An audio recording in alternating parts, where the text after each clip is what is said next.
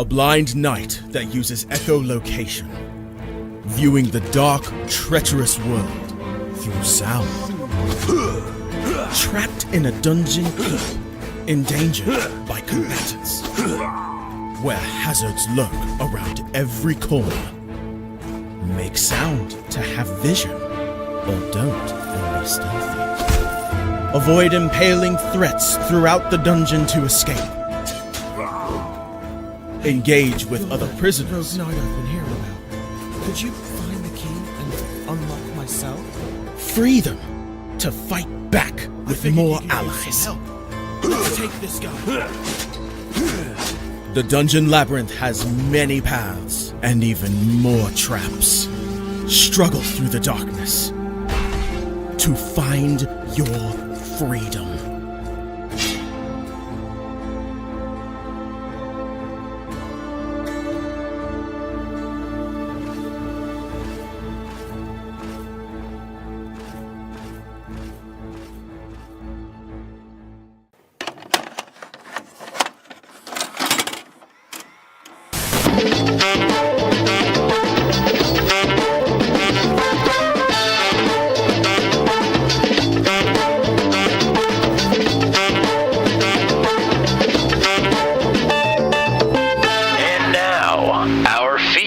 Presentation.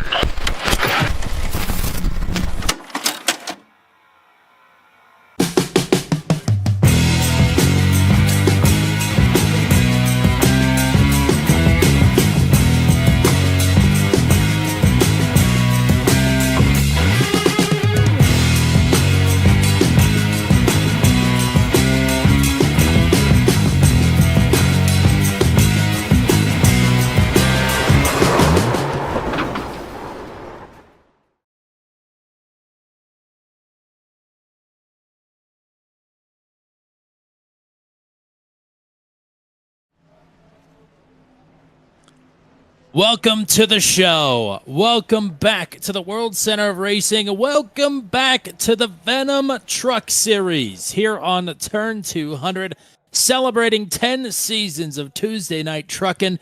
And it all kicks off here for our friend Merv Turner, the Rocketman Memorial 85. The season opener, as always, here at the 2.5 Mile Super Speedway. Welcome back to the final season of coverage of the Venom Truck Series here on Turn 200. It is the team that has covered now 6 seasons of racing action here on a Tuesday night. Tommy Cook and Matt Williamson, the dynamic duo, back in action here tonight. Matt, welcome back. Welcome back to the booth. It's been a hot minute. Welcome back to the Venom Truck Series. It's certainly been a hot minute since you and I have been together for a broadcast. There's no doubt about that. But boy, oh boy, we are back in a big, big way here. Season number 10 of the Venom Truck Series. Dare I say it may be the best season yet. I feel like they've just continued to get better and better as we have been here for, 6 seasons now? Yeah, it's been 6 seasons. Why don't we take a look, if you've got it available, at the schedule. Very interesting slate of tracks that we've got coming up here. In particular, starting next week off hot with a new track in Five Flags. But there are quite a few new tracks littered through this schedule as well. And, of course, as always, the driver favorites and the fan favorites, too. Yeah, for sure. That's we got another 20 race season here, so a little bit longer than maybe some of you veterans of the Venom Truck Series might be used to. Of course, kicking things off here at Daytona. Five Flags is going to be interesting. That is just next week. That will certainly be a teller of things to come for season number 10, probably. I know Legacy Atlanta, a lot of folks excited to have Legacy Atlanta back on the schedule. You and I are 2 of them as well. Mm-hmm. You can't have a Venom Truck Series season without Talladega, New Hampshire, Nashville Super Speedway, Bristol right after that. A nice little Tennessee combo there, the 16th and the 23rd of September. Then you go to Auto Club. iRacing Super Speedway is a regular season race this year. It is not an all-star race.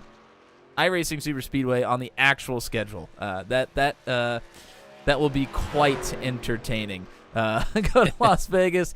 Slinger will be one hell of a venue for the All-Star race. Then you got Portland, Kansas, Monza Grand Prix, no first chicane. Goodness gracious, what could even happen there?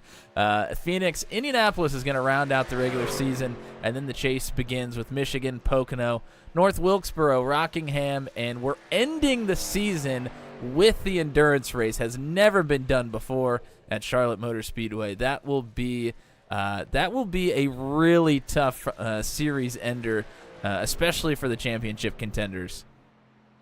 It certainly will. Let's take a look at the matter at hand here this evening. We'll kick in with tonight's track facts ahead of the dual races.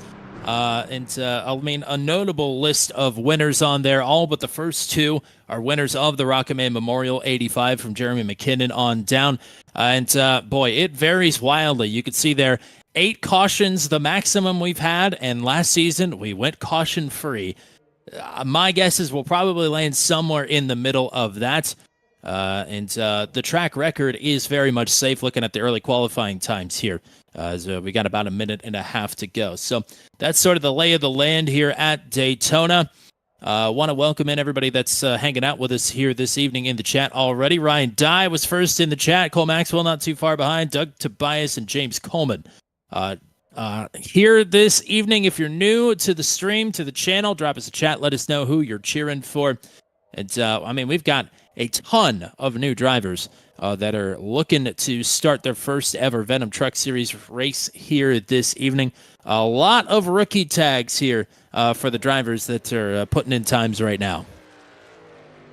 There certainly are. Lots of rookies, lots of returning faces as well. I mean, we have a large field here tonight. This might be the largest field we've ever had for the Venom Truck Series. It is going to be a full slate, and I think you kind of talked about the cautions that could play into it, having this many drivers. And you talked about those rookies, a lot of them wanting to make a name for themselves early on in the season.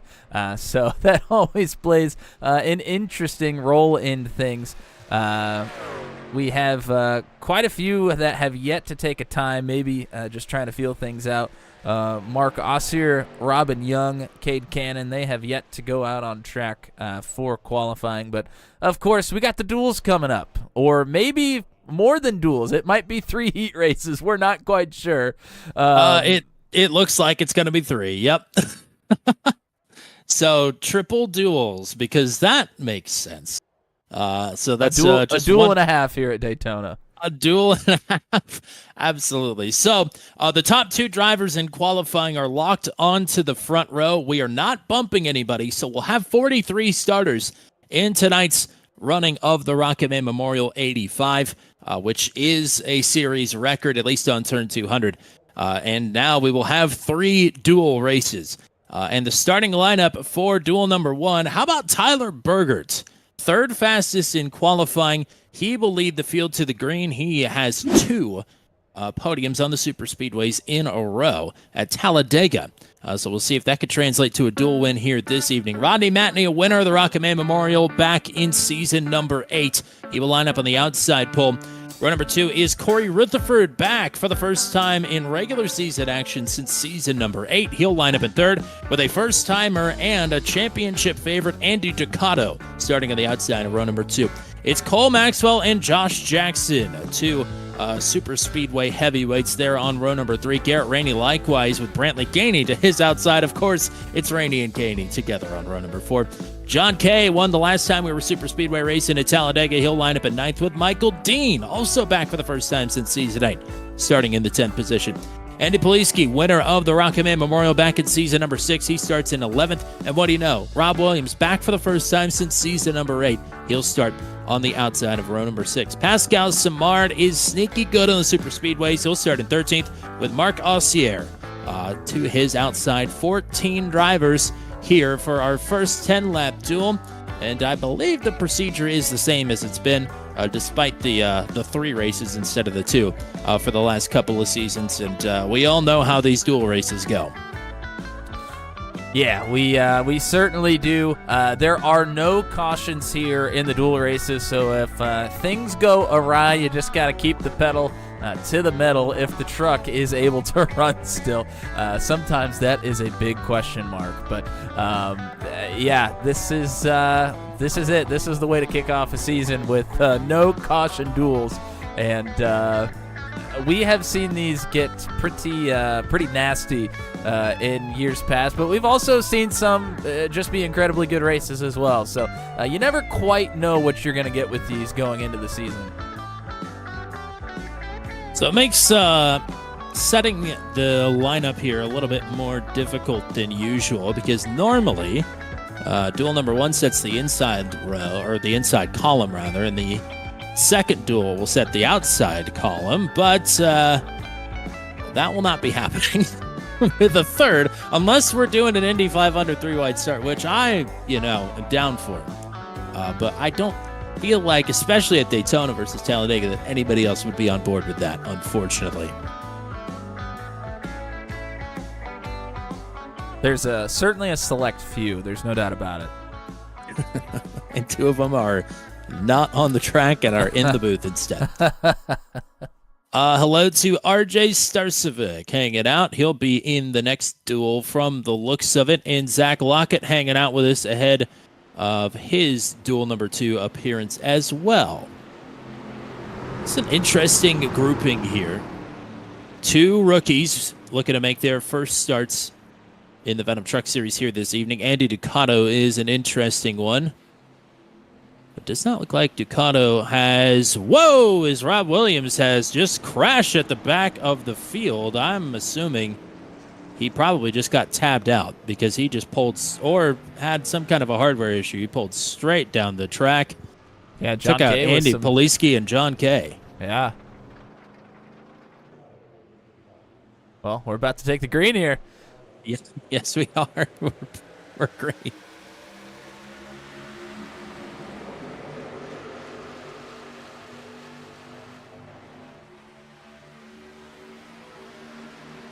Underway here for duel number 1. A whole shot will go to Tyler Bergert.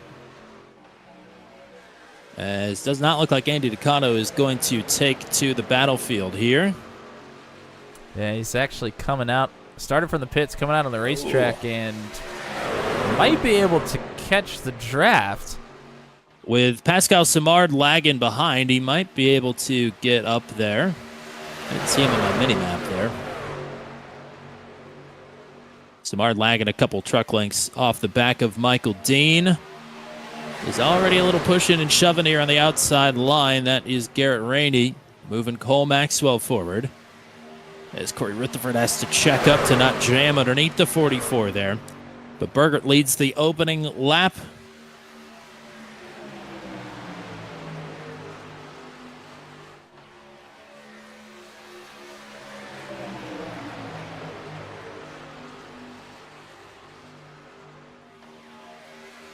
That's the nice thing about the duels, is really it's not going to matter too terribly much what happens here. I don't think they put any bonus points on the line like they do in real life now for the duels. So if you really value your starting position, you could get up here and get after it. But I think more than anything, this is practice for some drivers who are desperately seeking it out in these race conditions, because you could see it already. Even though it's cool and cloudy here, these drivers are still struggling with the handle of their truck, and they're not really getting after it here, except for Corey Rutherford, who will jump up to the top side.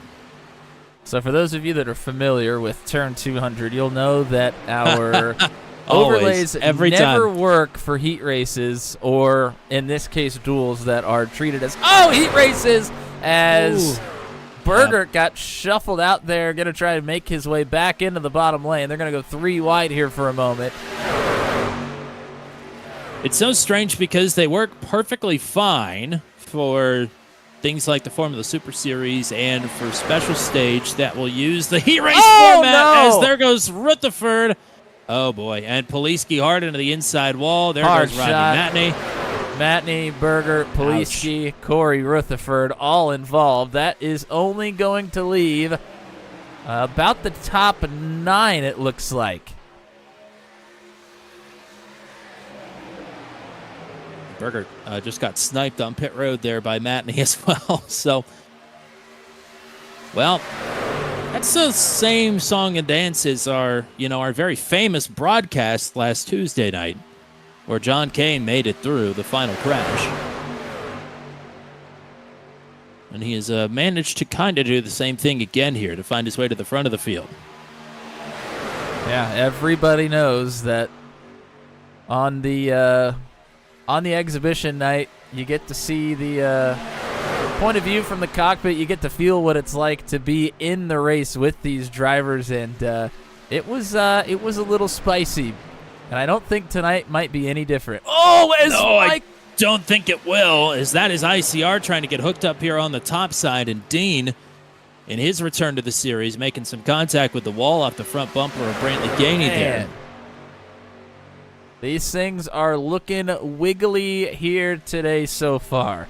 Yes, they definitely are. Top 9 all here together. We're putting this race halfway down this time.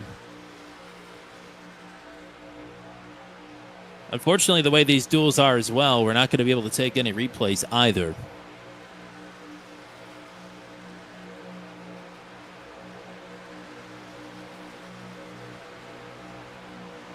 And you can see some damage there for the 69 of Maxwell, but still able to edge out in front momentarily as he gets a little wobbly off of the bumper of Michael Dean. A little push in the pusher going on here as well. They are pushing hard.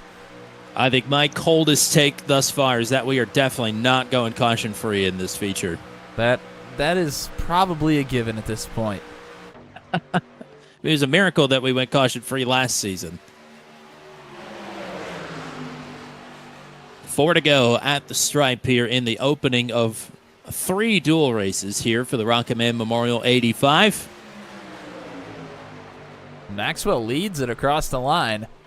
And he is clear. Michael Dean is now clear if he wants to move down. Maxwell going to turn down. Whoa! Dean, that hole closed. Gainey getting a shot from Andy Ducato. Now Maxwell will come back up to the aid of his team. Oh, man, things are getting really stacked up there. Ducato trying to shoot the gap in the middle. Now is going to roll out of it. Now we got 3 wide there towards the back.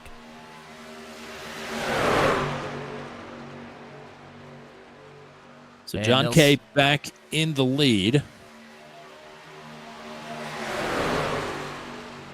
Wow, look at that move Rainey. from Garrett. Rainey wants to take it on the top. He gets left out to dry in the middle. And leaves his teammate there as well. As Rainey now stuck in the middle with John Kay now getting help from Pascal Simard. And the 3 of the 4 ICR drivers hooked up here on the top side. Oh, 3 laps man. to go. Michael Dean just about got turned there. Maxwell moves down to the middle, leaves his teammates. Dean sends Randy into Simard, breaks up this bottom line, and now Rainey trying to surge through the middle. But he's going to get turned. Ossier turns the 13 of Rainey. That will send them all scrambling. 4 drivers making it through. Cole Maxwell, John Kay, Pascal Simard, and Andy Ducato. They'll have 5 miles to battle it out for duel number 1. And Ducato is going to be the truck that has the big run, likely coming to the backstretch. 3 drivers out of this duel. Burgert, Matney, and Poliski. Everybody else is still out there. With only 4 trucks now in the lead pack, I'm not sure where you want to be. I think you might rather be leading here at this point.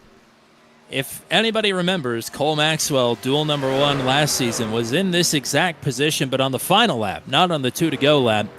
And he threw the big block, and it did not work, to say the very least. It worked for Steve Roman, but it did not work for Cole Maxwell. Maxwell will have another shot to make the block work this time on the final lap. Ring the bell, everybody. We are coming to the finish. Duel 1 of 3 comes down to Maxwell, Kay, Simard, and Andy Ducato, who's closing this gap. He should be there in time to make a move. John Kay will make his. Kay's going for it already. Simard decides... Oh, he couldn't make the decision. He's stuck with Maxwell for a moment. Look at this, Ducato on the bottom. He takes his run right to the apron down the backstretch, and now Maxwell will tuck in line behind the 0-2. Samard trying to push John Kay clear. A drag race to the line. Oh, no! Ducato tagged by Maxwell. And to the checkers, John Kay is going to escape the carnage once again. He'll win duel number 1. Pascal Samard in second, Cole Maxwell third, Andy Ducato fourth, Josh Jackson will finish in fifth, Brantley Caney sixth, Mark Ossier in seventh. It is Michael Dean in the 8th position, who is yet to cross the line. Garrett Rainey will be in 9th. Rob Williams will finish in 10th. Corey Rutherford in 11th. And then DNFs for Tyler Bergert, Rodney Matney, and Andy Poliski.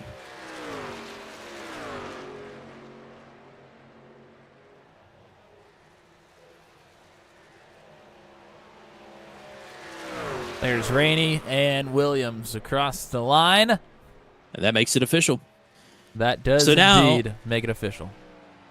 We'll see if we can actually get the starting grid rolling here for duel number 2. I'll read out the lineup regardless here, as it will be Eric Breeding, the All-Star Race winner from the right-turning Monza Oval, who will be leading the field to green, with Brody Gunter starting it to his outside. Lucas Carver, not a first-time driver, but a first-time namer, that's for sure. He'll line up in third, with Zach Lockett to his outside. Hayden Palumbo and Paul Sargent will make up row number 3. Palumbo, a dual winner a couple of seasons ago. Chad Stearns and Frank Suris on row number 4. It's Hunter Breland and the reigning series champion Matt Schlosser, who is on quite the super speedway streak of late, starting in the 10th position. Tyler Thurmond and David Sharon will start on row number 6. And then it is RJ Starcevic and Robin Young on row number 7. And I need to point out that RJ Starcevic called his shot in the chat while the first duel was happening. He says he's going to win this race. Okay. There's no reason not to believe him. RJ ran here very well a couple of years ago. I think he made 4 starts last season and wound up with a top 10 at Bristol Dirt, of all places. RJ's more than capable of winning this. He's just going to have some work to do it here, starting from 13th. Yeah, I mean, if that last duel is anything to go off of, I think he just needs to stay away from the potential crashes with no cautions. You cannot afford to be caught up in anything. I mean, there are 5 rookies in this dual race, but the other 9 drivers are all more than capable of winning here. They are all really good. And speaking of really good, John Kay, winner of the Venom Pro-Am last week, and will take duel number 1 here tonight. Now he's in booth 200, partner. Welcome in as we're getting ready to call the start of this race. And congrats on the checkers of late. Thank you. Kind of a crazy little run here, so hopefully we can do it again in the big race. Shout out to the team. Garrett did a great job. I was hoping I'd get to push him or him push me, whatever. But shout out Luke, doing a great job of spotting for us. So I'm going to go back up there and do it for them. And shout out dealdosforfree.com. All righty, partner. Good luck. We'll hope to talk to you again later. Yes, sir. That's the plan. That was a hot exit. We're back on the right. I did not move him, for the record. He moved himself. All right, already a cleaner getaway here. Is EB now driving for Broke Guy Racing. We'll have a nose out ahead into turn number 1. Brody Gunter. Some new colors starting to his outside here. Lucas Carver. We're going to have to get used to saying that. Yeah, I mean, to be fair, on my ticker it does say Luke Peterson, so okay. It's still our beloved Luke Peterson. He needs to update his SDK if he wants to make this full switch to his government name stick. Yes, he does. I'm going to do my best to call him Lucas Carver here this evening just to get in the habit, and hopefully we'll have it sorted for next week. Okay. I think the accepted workaround to this is going to be calling him Preach Peterson. Yeah. Because that rolls off the tongue too well to not bust down every now and again. Well, he's doing a good job of preaching on the bottom line here. He is giving some good pushes to Breeding there in the 26. Yep, a former teammate there, Eric Breeding. That's another former teammate of Carver's, is getting a big shot from Zach Lockett. Brody Gunter with a nose out ahead into 3. Not nearly enough to move down in front of Breeding, however. So Gunter will stay on the top side. How about Paul Sargent there running on the outside of that third row? Matt Schlosser and Chad Stearns officially now teammates, starting to work their way towards the front. Hello to Robin Monacek, Lisa Kelly. Tyler did not fare very well in the first duel race, but that's the nice thing, is it's just a duel. Get to strap it back in and go for the big one. Yes, At the indeed. end of the day, if you can make it to the end of the big race, what you just did a race ago really doesn't matter at all. Top line checking up just a bit as Zach Lockett over the radio saying that he is overheating. As Paul Sargent up into the wall, keeps it out of Matt Schlosser's door, but Sargent will be headed backwards, and that will promote the reigning series champion to third on the outside line. Nope, scratch that. There's Frank Suris moving up top. And you kind of mentioned it. That wasn't something that we've talked about yet, but we have talked about in the previous season number 9. These trucks, the temperatures get hot much more quickly than they used to about a year ago. So you really have to be careful of when you decide to make your big pushes and make your big runs, because if you make it too early and you start overheating, you have to kind of pull out of it. That could be the end of your run to the checkers. You might not be able to push as hard as you want. So there's another layer of difficulty added on, as if it wasn't difficult enough already. And there it goes again. Lockett backing way off, trying to get nose to the air of this truck now. We'll just make it 3 wide as Gunter nearly turning Hayden Palumbo there. That was awfully close to disaster for what would have been everybody from third on back, as they were all tightly compacted. Everybody trying to scramble to get around Lockett and Schlosser here, 2 and 3 wide. And Schlosser going to drop back with his teammate. And for those that don't keep up on all of the Venom Truck Series lore in the Discord, yes, Matt Schlosser is on a team again this year. He is back with his old crew. We'll see how it fares for him. He won a championship as the Lone Wolf. Now he's going to try and do it as a team member. I'll tell you this much. 939 Motorsports is definitely going to give the Alabama gang a good run for their money. And they're giving it a good run for the lead of this race on the outside line, as Suris getting tangled up there with Palumbo. That checks the inside up. We got a And that will great stall out Lockett and Schlosser as well. Had a great shot of it here. Suris and Gunter just cannot get lined up. Gunter was a little bit higher than the number 3, and they were just a little bit off center. Here comes RJ Starcevic to help in that middle lane. Now Brody Gunter's got a nose out. Suris and into Lockett. Lock it into the wall. That is going to back that line up big time. Suris just moved up the track just a little bit and made wheel-to-wheel contact there with Lockett. Puts him in the outside wall. That will check up RJ Starcevic now. This is top line again. Break it up now. 4 laps to go in duel number 2. Again, we have 3 duels.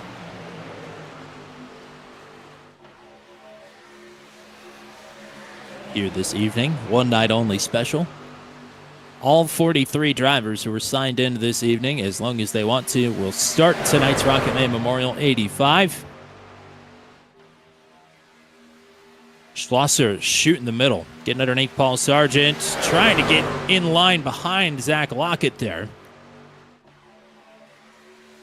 And will uproot, quote-unquote, Venom's sexiest driver there in the 49.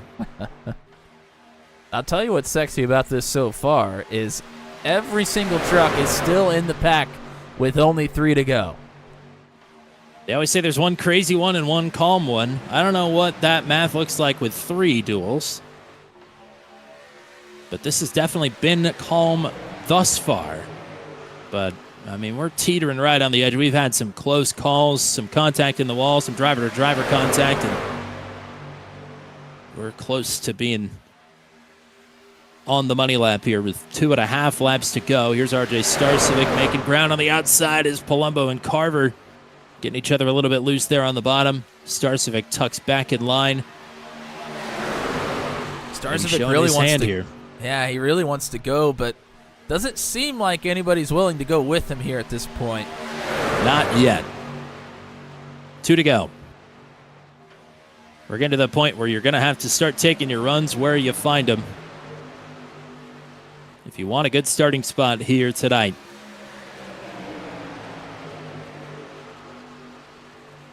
Gunter with a big run off the front bumper of Suris as Carver and Breeding getting a little cross-eyed there. Gunter's going to get clear. Is he going to go down? Suris is clear. No. Was for just the blink of an eye, but didn't take advantage of it. Gunter does, and he will have control of the bottom line coming to the white flag. Lockett and Schlosser looking like they're going to go for it up by the wall here as we cross the stripe. 1 to go. 939 making the move. Suris being pushed by RJ Starcevic. Can they get a run going here? Wow, he is really squeezing down on Breeding there. Oh, bottom lane gets stacked wiggling up. And it's given a big run here to the outside. Lockett going to make it a 3-horse race up front. Schlosser with help from Breeding into Starcevic, and they're going to stack up. Oh. Around goes Paul Sargent. Oh, more Sargent contact. to Lockett. It's all breaking up at the front of the field, but Brody Gunter leads them into the tri-oval. Can Carver generate a run? He's got a run, but it's going to be too little too late. Brody Gunter wins duel number 2. Second to Lucas Carver, Robin Young in third, Eric Breeding rather in fourth, Chad Stearns in fifth, Hayden Palumbo in sixth, David Sharon in seventh, Zach Lockett, Tyler Thurman, RJ Starcevic, the top 10. Matt Schlosser in 11th, Hunter Breland in 12th. Then it'll be Frank Suris and then Paul Sargent. The rest of the finishing order, rather. Yeah, Sargent actually ended up getting past Suris. Both of them heavy damage, though. Well, we got hooked. It definitely did. Hello to Ty Coleman cheering on Austin Holyfield. Holyfield, the pole sitter for last year's running of the Rocketman Memorial 85, will take to the track here for the third and final duel of the night. It'll be Jan Van Leer who will lead the field to green. Sam Baumgarten, who led a few laps in last week's Venom Pro-Am, will start on the outside of the front row. Austin Holyfield will start in third. Steve Roman to his outside was so close to victory in this race last season. We'll look to rectify that with maybe another duel win here tonight. Bentley Reynolds, the youngster, is back in the lineup once again. Either 6 or 7 years old with dad close by to help, but he's going to give it a shot here tonight. He'll start in 5th. Josh Freed lining up to his outside. Paul Ellison, runner-up finisher in the Rocketman outright last season, starting in 7th with Jack Watts, Thursday night regular, first-time Venom Truck Series combatant. He will line up in 8th. Kyle Zittel, winner of the Daytona season opener back in season number 4, starting in 9th with Joshua Monacek to his outside.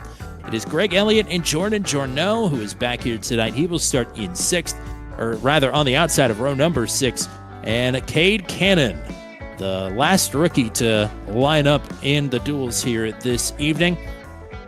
Just to mention as well, that's Jeremy McKinnon and Matthew Karakoff will start on the front row as they were the fastest 2 qualifiers earlier this evening. So I'm assuming this heat race will line up your 5th place starter. Yeah, if it wasn't confusing enough that you got to go 1, 2, 3, you then put on top of that the top 2 from qualifying are automatically locked in. So It's not even for 1, 2, 3. It's for 3, 4, 5. That is correct. Again, 43 drivers here tonight.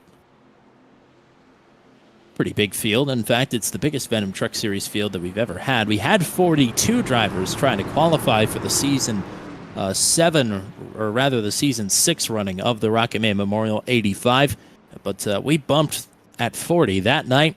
We're not doing that tonight, so nobody has to worry about actually making the show. As long as your equipment will run and you have the will, you can do it.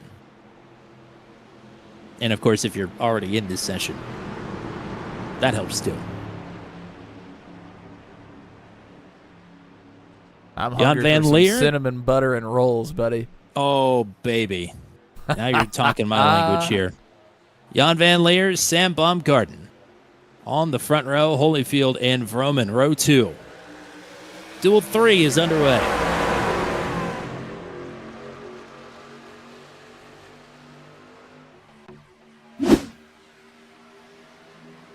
Vroman might get to the back bumper of Baumgarten first and give him the slight edge into turn number 1. But they're going to come out side by side here, out of 2 and down the backstretch.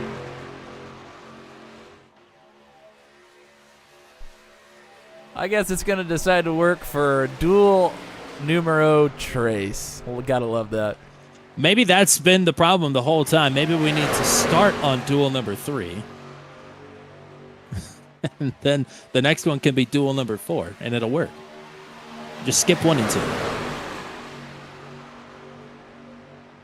I might have spoke too soon. Oh, well, it was good while it lasted. At the line, it was Sam Baumgarten by not much to lead the opener. Whoa! Oh, it's Freed into Monacek there. Yeah. Freed got way up the racetrack.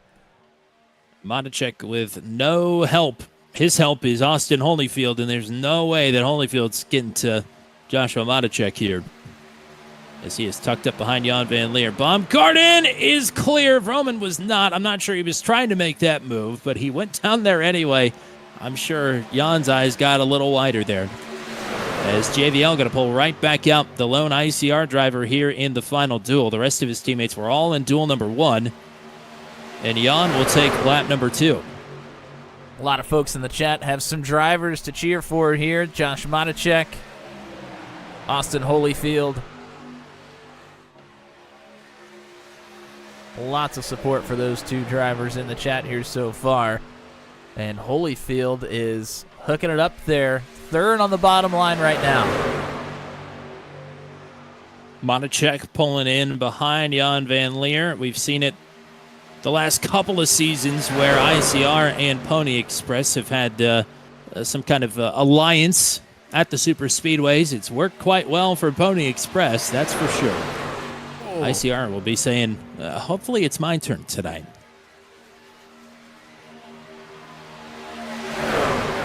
Steve Vroman now the leader. Jack Watson, the HendrickCars.com livery, as always, but the first time on a Tuesday night. They're 3rd on the bottom. Jordan Jornell in the Bud 84. At least I think that's Bud anyway. It sure looks like the Bud Select Kevin Harvick.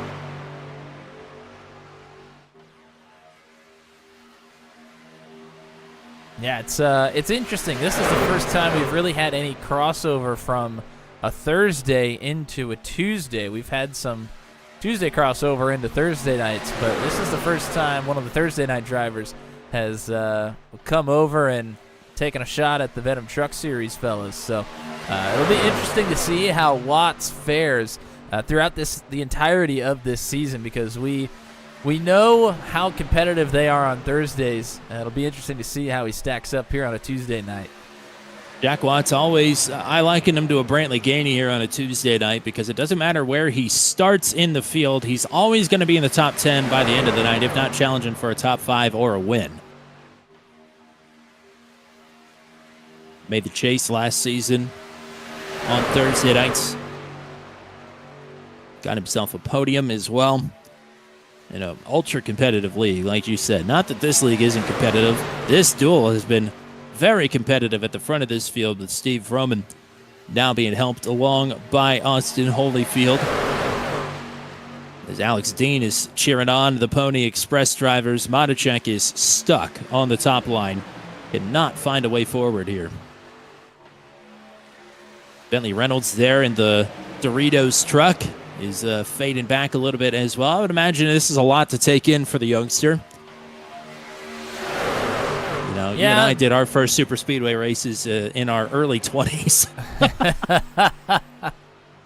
Should remind everybody that he did win a qualifier race at the All-Star Open at iRacing Super Speedway as Jan Van Leer cut right across the nose there on the top side. That was almost very bad. Zidon going to make it 3 wide with help from JVL. And Zidon pulls even with Baumgarten and with Vroman. Even numbers there on the top 2 lines. A few more trucks there on the bottom, but they're not really all together, so I'm not sure how much it's helping. Monacek going to help push this top side along, and a little push in the pusher there gets JVL a little loose. Woo! Little touch to the wall there as well. Just in the wall. That's never good. And this top line will start to drag back just a bit. Oh. 3 laps to go at the line. Freed is wiggling. Yeah, that's going to pull that middle line back as Baumgarten doesn't have any help at the moment. Sam drops back as Jan is in the wall. Monacek gives him a shot. And again, Joshua can just not pick his way through this field. It's proving quite difficult. Zittel, the big beneficiary of that top line move, as he now leads the middle. And you talk about the super speedway favorites. There they are right there. We're one Jeremy McKinnon short. Zittel and Vroman side by side here. I think at this point, after a exhibition win and a duel win, you're going to have to put John Kay in that light here tonight as well. I don't really want to, though. 2 to go. You're absolutely right, though. Monacek found his way through. Leading the top line now is Vroman with a little hitch in his giddy up down low. And again, they all 3 draw even. Monacek going to back up. First appearance at the front of the field for Greg Elliott now. He will find his way to the tailgate of the 60.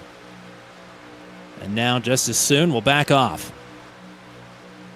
Zittel surging ahead. Will he move down? Yes, he will. Baumgarten tries to go, and he's not clear.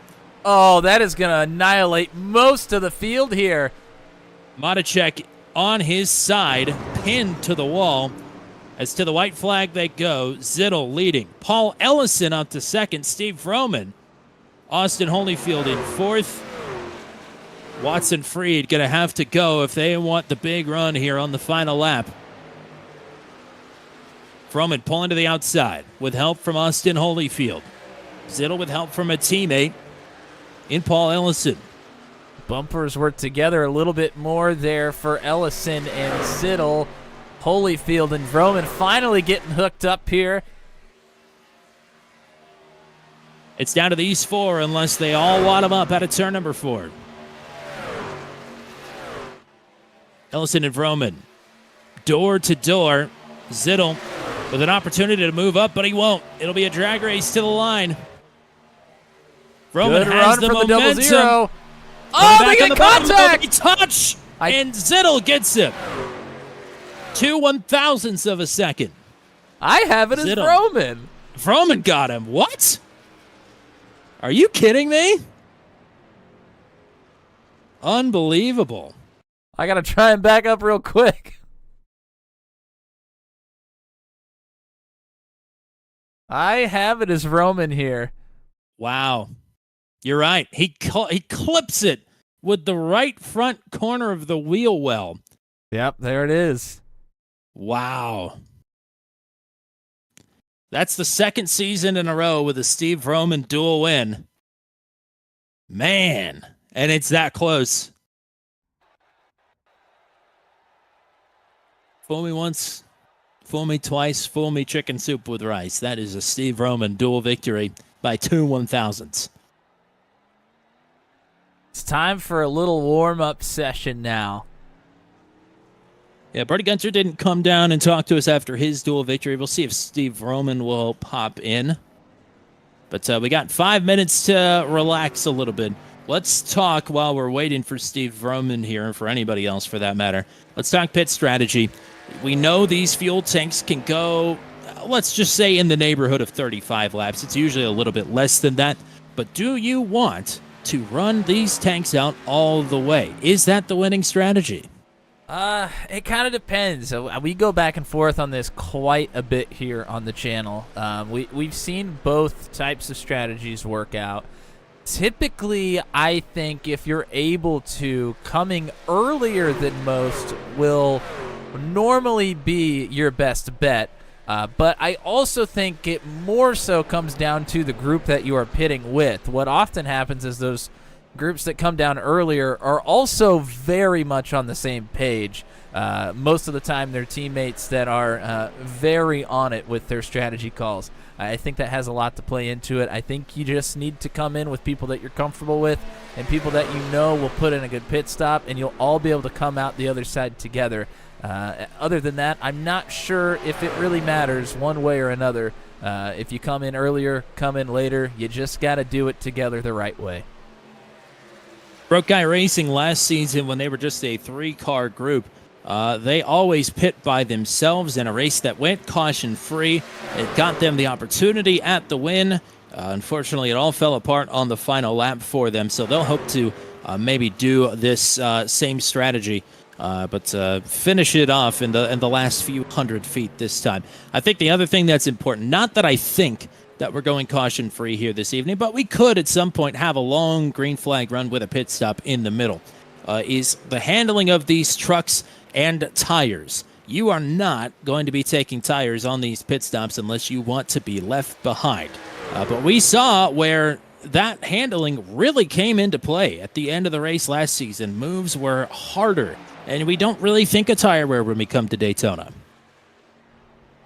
Yeah, you definitely don't. But if, like you said, if we do get that big, long green flag run, I do not think it's out of the question whatsoever. That tire will come into play. Now, I did do a race in the ARCA car yesterday that we had about 75 laps green without coming down to take tires, and in that car didn't make as much of a difference, but I think here in the truck it will play a bigger factor than it would in a car like the ARCA car. Less than 2 minutes to go here in the warm-up period before we'll get to the official starting lineup here as always. Lap number 1, the tradition here for the Rocketman Memorial 85, unless something happens, we'll try and take it silent. The only retired number in the Venom Truck Series is the number 1 for Merv Turner, and he is the Rocketman and forever will be. So we'll take the first lap silent once we get going again, unless we have some sort of major issue, which is not impossible given everything that we've seen. Yeah, definitely not impossible. As again, 43 drivers here tonight. 10 of them will be making their first points-paying Venom Truck Series appearance here this evening. All but a handful of them were racing last week in the Daytona Pro-Am. And a couple of other ones have tried some meme starts here and there in various Venom activities. But again, 43, that's a new series record. It's about to be go time here in 45 seconds. How about Spaceman Dudley hopping in the chat? There's so many Joshes in this league. There are a couple more that aren't even here tonight. I'm assuming you're talking about Josh Modicek, but you could very well be talking about Josh Jackson. There's also Josh Rutherford or Josh Freed. There's or a lot I of guess them. Josh Maxwell, aka Cole Maxwell. There's this might as well be the Josh Truck Series, and then some other guys get to run too. I'll tell you what, somebody that is here is Rodney Matney. I don't know if I've seen Stickers McQueen in the chat yet. Oh, yes, I have. There he is. I missed him earlier. I'm sorry. Yeah, shout out to Stickers McQueen. Well, it's about that time. The final seconds of the warm-up period tick off the board, and the pay window is about to be open for season number 10 of the Venom Truck Series. It's the 6th seasonal Venom Truck Series running of the Rocketman Memorial 85. And this is tonight's starting lineup. With the pole, Jeremy McKinnon will lead the field to green. This will be his first appearance on track here this evening, and that is his third career Venom Truck Series pole position.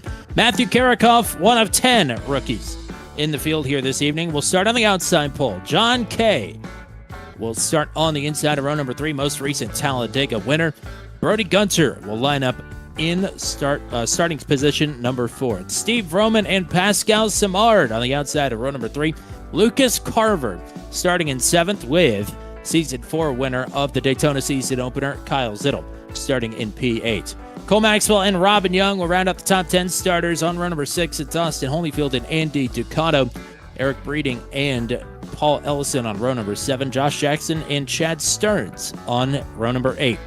Josh Freed and Brantley Gainey then on row number 9, and Hayden Palumbo and Jack Watts will round out your top 20 starters.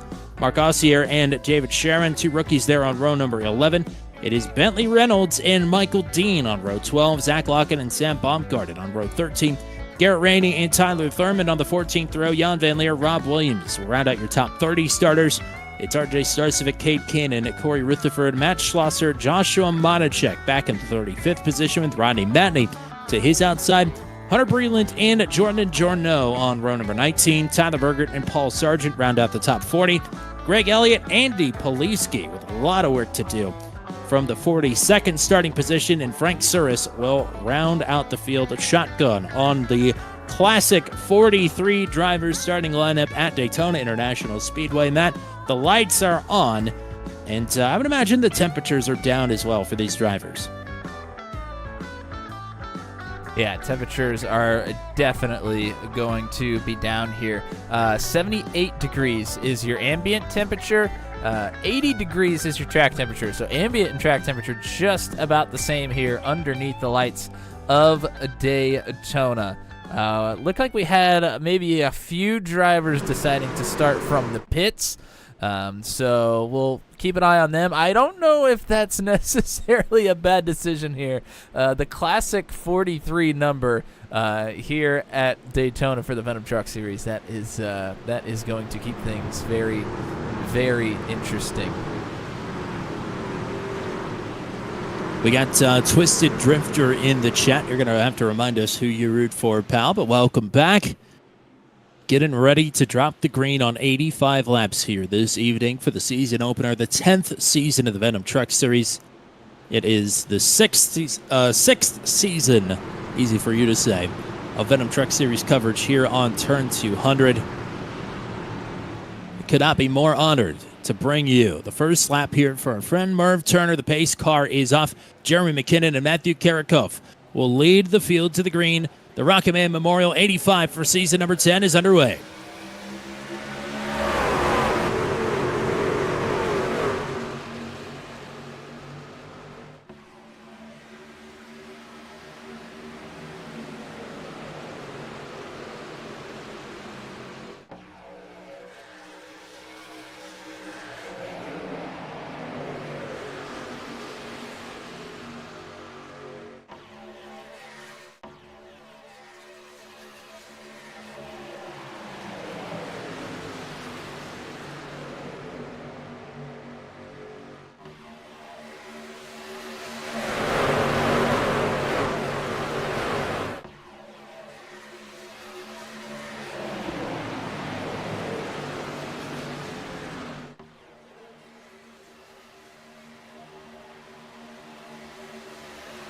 Lap number 1 goes to the Season 6 winner of this race, Jeremy McKinnon, as Matthew Karikoff trying to rally back here on the outside with help from Brody Gunter. Pretty calm, cool, collected opening lap. Lots of space being given here through the field. Yeah, the first maybe 12 trucks or so are pretty stacked up, but after that, they're certainly giving themselves plenty of room. And you love to see that early on in one of these long races here. 85 laps around Daytona. We got a long ways to go. No need to wad them up here in the first few. And yes, indeed, that is Rob Martin in the chat. Hello. Sorry, got my wires crossed a little bit there. Hello to Alex Pierce as well, and Ryan Dieback in the chat too. So thanks to everybody that's hanging out with us here tonight. Nearly 30 strong on the live view. As Jeremy McKinnon and the all-time top 10 lap leaders of Turn 200, according to my stat book. Hard to believe. but he knows how to lead him here at Daytona and Talladega. There's no doubt in that.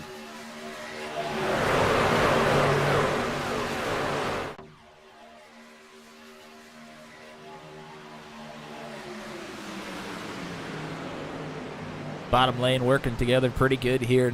Not really a surprise when you got McKinnon and John Kay with Steve Roman and Lucas Carver out there in front of that line. Karakov there in the 36 trying to do work on the top side with the help of Brody Gunter. So we did have a group of pit lane starters to point out as well. They're going to have a hard time actually coming in because they're so far behind. We have so many trucks. Object permanence is an issue, but I believe it's Cole Maxwell, Brantley Gainey, Jan Van Leer, ICR teammates, Michael Dean as well, but he seems to have lost that draft. And David Sharon is also back in that group as well. So it should be the top 38 drivers all in touch with the lead pack at this moment. See a lot of them hanging out back, more single file. No surprise here, but I mean, you look throughout the field, almost everybody has a lot of space in between them. Drivers trying to get some laps under their belts. Try and make it to that first pit stop and then maybe separate themselves on a good pit stop. I like that strategy from a lot of the field here.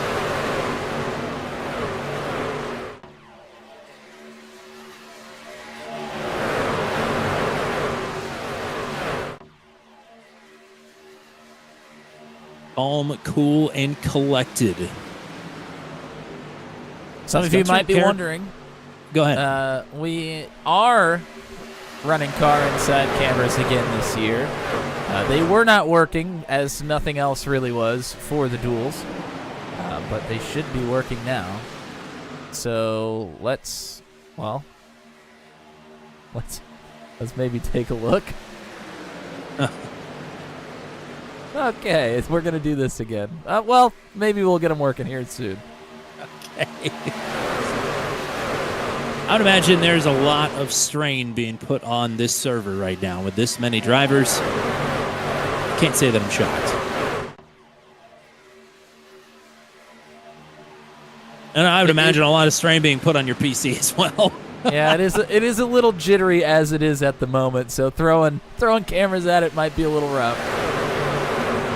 Maybe once we have a couple of big incidents here, we'll cool the field a little bit, and maybe things will start to work a little bit better. Not that we're rooting for the crash, but, you know, we are the broadcast team. We got to have a good broadcast. It's Greg Mall's in the chat. Hello. Thanks for stopping by. McKinnon still. Go ahead. Sorry. McKinnon still leading it out front here. Top line still not super formed up. They just haven't really been formed up with 3 or 4 of them here for quite a while, but now starting to get into it. Kyle Zittel starting to push Pascal Simard into the fray here a little bit harder. So coming into frame now will be Michael Dean. He had a problem. He started from the pits, but he lost the group that he came out with. And now he is about to be ingested by this lead pack here. But he's made the call out very responsibly. It's the dream scenario. I'm going to the top side. Plenty of notice here, but he should be overtaken sometime in this lap.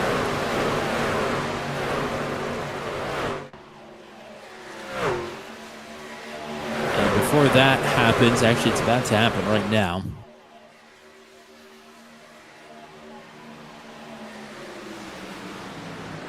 One of the worst places to do it is into turn number 3. And I'd say the next worst place is probably the tri-oval. Luckily, they're going to get to him here in 4. And still plenty of space. Nobody really jockeying hard up on this top side. It shouldn't be that much of an issue. Dean is a vet. Knows how to stay out of the way if he has to. And should be able to latch on to the back of this group. Hope for a quick caution to get himself back on the lead lap. With Greg Mall and Rob Martin here, should point out there were Super Speedway racing on Thursday night as well with the Max VC and Home Designs Truck Series. They take on Talladega for round number 3 of their season.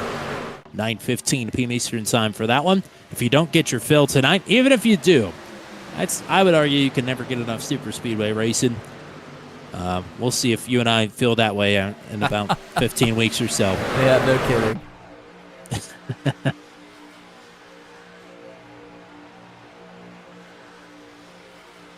Here's a look at this beautiful camera angle. We love this one. Little drone shot from the front of the field on back. Whoa, pretty big wiggle there from John Kay on the bottom, but able to get it corralled. They've tightened up a little bit here on the bottom line. Lucas Carver pulling in behind Steve Roman, tight to John Kay, who is sending a lot of energy forward to the Wabash F-150 of Jeremy McKinnon. You know, McKinnon spends a lot of time out front in these super speedway races. He's had the Screenshot 2 camera put on him quite a bit.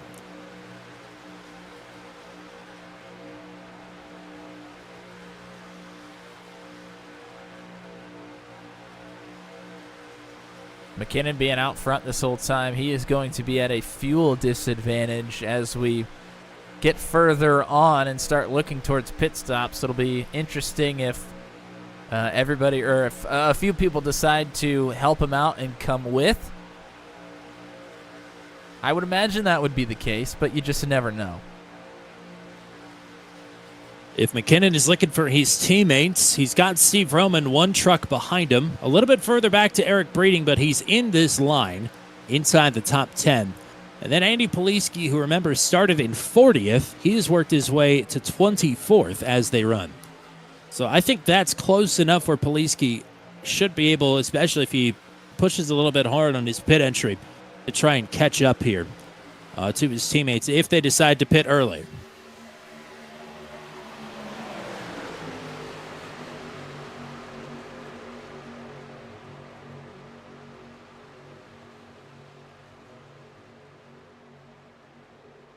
I think Joshua Matacek was just trying to talk on the team channel, but did the classic "he who shall not be named" all teams key up. Luckily, he didn't say anything offensive, but didn't give away any strategy notes either.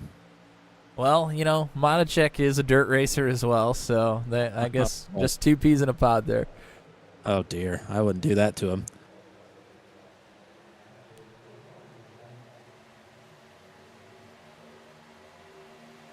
But that shows you here that these drivers are already thinking about strategy. You're on lap number 13. They're coming up on Rob Williams, who has lost the draft. He's going to go down to the apron.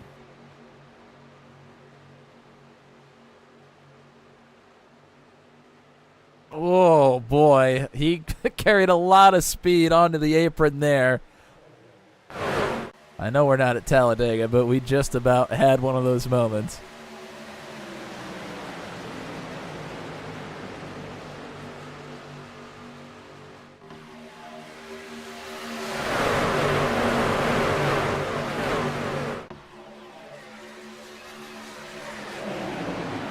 Are you at all surprised that the field has stayed this spread out? I mean, they have given each other a lot of room through the first 14 laps here. They definitely have. I mean, I feel like this is always, you know, what needs to happen at the start of these races, but it doesn't always, or doesn't usually anyway. Certainly, you can make moves from anywhere on the track in this run to give yourself the advantage. You don't need to bully your way to the front of this field. Honestly, what this tells me is that we have quite a few smart rookies here in the rookie class. Yes, definitely so. We've definitely had a couple of close calls in the mid-pack, but nothing too egregious yet, as Matthew Karikoff will be pushing up here on the outside. Technically, this is his first start on turn 200, but for anybody that remembers the duels at Daytona for Truck 200, that was Matthew Karikoff's lone channel appearance before tonight. Doesn't technically count as a start, but he was there. He's teammates with Hayden Palumbo in a two-man team here this season. Palumbo riding back outside of the top 10 right now, but he is pulled up onto the top line. So if things start to tighten up, Palumbo will not be too terribly far behind. But I'll say this much, Karakov has looked quite comfortable on the front bumper of Brody Gunter up to this point. As these two, again, not forcing the issue up high, but they've been pretty well locked together this whole race.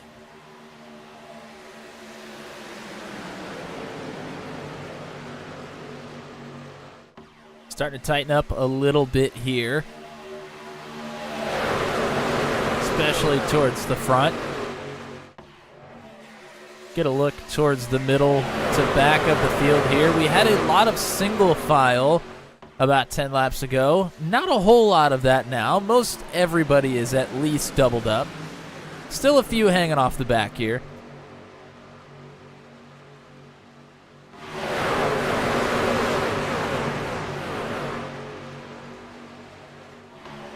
Really, the big contingent outside of the lead pack is this group being led by Cole Maxwell, Jan Van Leer, Brantley Gainey, and David Sharon. Rob Williams going to try and tag onto the back of that one.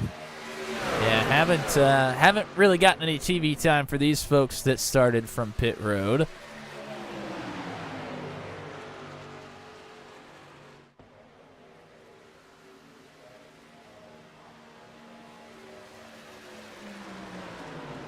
That is Maxwell, I believe, running as we've got a caution. And it is an automatically triggered caution. I'm not sure for what. I do see a truck down in the grass. That was Cade Cannon, but I don't see an actual incident. Back it up here and see.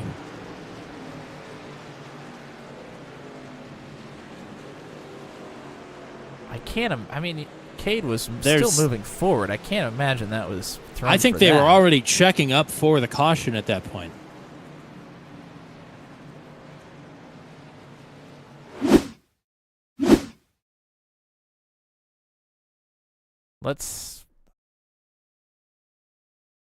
I think it might have been that ICR group at the back of the field. Interesting. I had just taken my eye off of him. Oh, so yeah. He turned Cole Maxwell. Oh, dear. See, I can't see that accident, but... Yeah, unfortunately, I can't see much of it either. Just because of the way the cars are drawn here, and they were towards the back of the field. But we do get to see at least a little bit. Jan goes underneath, or right on the yellow line, rather, and Maxwell is just a little bit further up the racetrack. And Jan ends up turning his teammate here.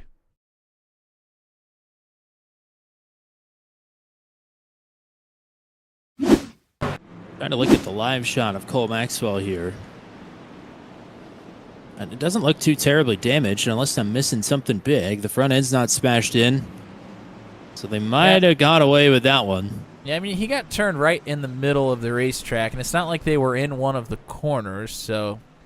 didn't have that banking to go up the racetrack on. So we are about to be 7 or 8 laps away from the early pit window there as Jeremy McKinnon just slid his box. So that might cost him a couple positions here. A lot of folks slid their box. Looked like Eric Breeding did as well. Saw a couple kind of getting bent out of shape. I think I saw one maybe hit the inside wall on pit road. Yeah, McKinnon going to come out, looks like in 6th or 7th, as John Kay wins the race off of pit road. Oh, Steve Froman, Matt Karakov, and Kyle Zittel. Poliski got super out of shape coming out of his box. The other downside to having 43 drivers here tonight is there are only 40 pit stalls. So your 2 fastest qualifiers in the winner of Duel number 1 all have to share a pit stall.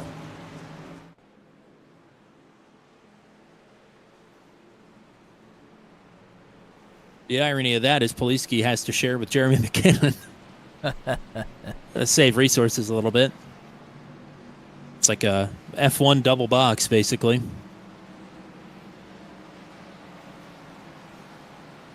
I don't know if we answered Greg's question. No stage breaks here tonight.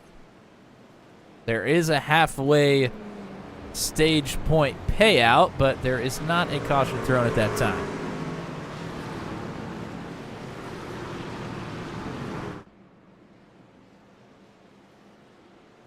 So John Kay on point. Brady Gunter, Steve Roman, Matthew Karakov, Kyle Zittel, Lucas Carver, McKinnon, Palumbo, Holyfield, Ducato. That's how they stack up here, coming to the 1 to green.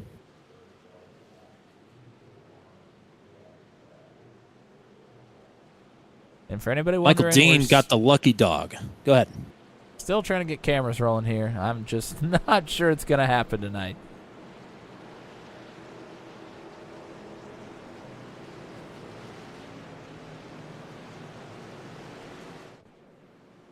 John Kay elects the bottom as Jan Van Leer will take his EOL penalty and join his teammate Michael Dean at the rear of the field.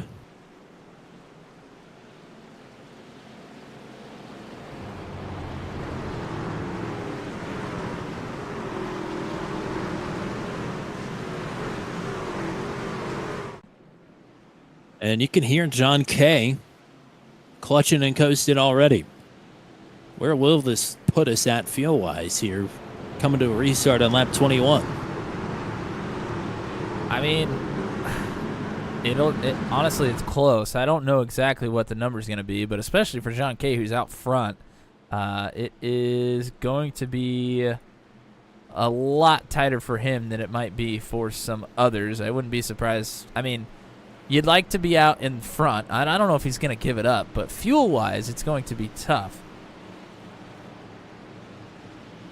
I mean, you and I do a lot of super speedway racing. My philosophy, I know that varies wildly, but I'm always clutching and coasting unless I know I'm at least 5 laps to the good of the actual number of the finish of the race, because we do have 3 attempts at an overtime should we need it. And, the last thing anybody wants to do is to have to come in under the first green-white checker to make sure you've got enough fuel for a potential second or third. That's exactly right. I mean, I'm thinking we have about 32, 33 laps of fuel here, and we will have 65 laps to the end. So that puts it pretty close should we go green from here on out. And there's every possibility now that we've got the first one out of the way that we very well could do that. John Kay back to green. These guys are all over each other here on the top line as Carver will hop down low and leave a little roll reversal now as Karakov is pushing Gunter. The field pretty spread out on this restart. Jeremy McKinnon spinning his first laps in the pack and led every lap up until the drop of the caution. I would be careful of that as well. It is much different when you're stacked in behind somebody than it is to lead the pack. If you haven't gotten an opportunity to do it yet tonight, look for McKinnon to have a few wiggles to get his bearings here. Andy Ducato pulling up into this lead pack now. He'll tag along on the top side and bring Austin Holyfield and Mark Ossier with him. As Gunter will lead the lap from the outside. Not going to get clear yet. Might have a shot to move down now, but he won't take it, and Kay's back to the inside.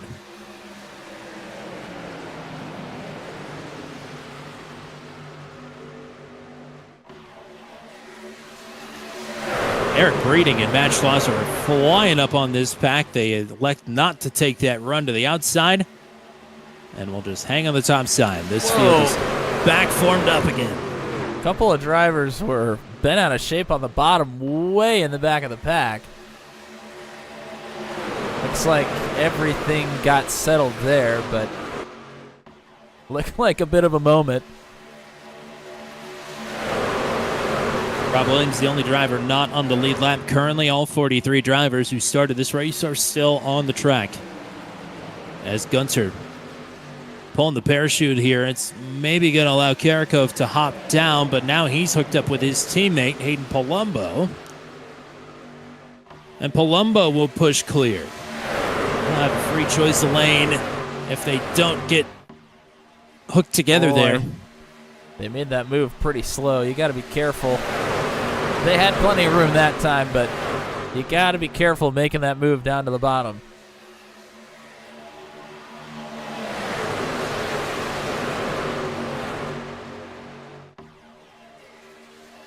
This will be a first lap led for Matthew Karakoff with help from his team CPR teammate, Hayden Palumbo, who knows how to race these super speedways.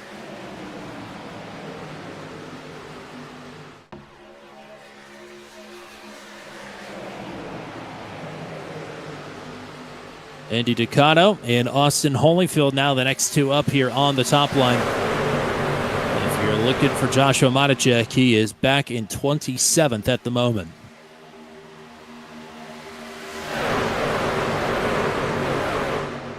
I imagine he probably got his bell rung when he got flung up into the catch fence in his duel race. Just a guess.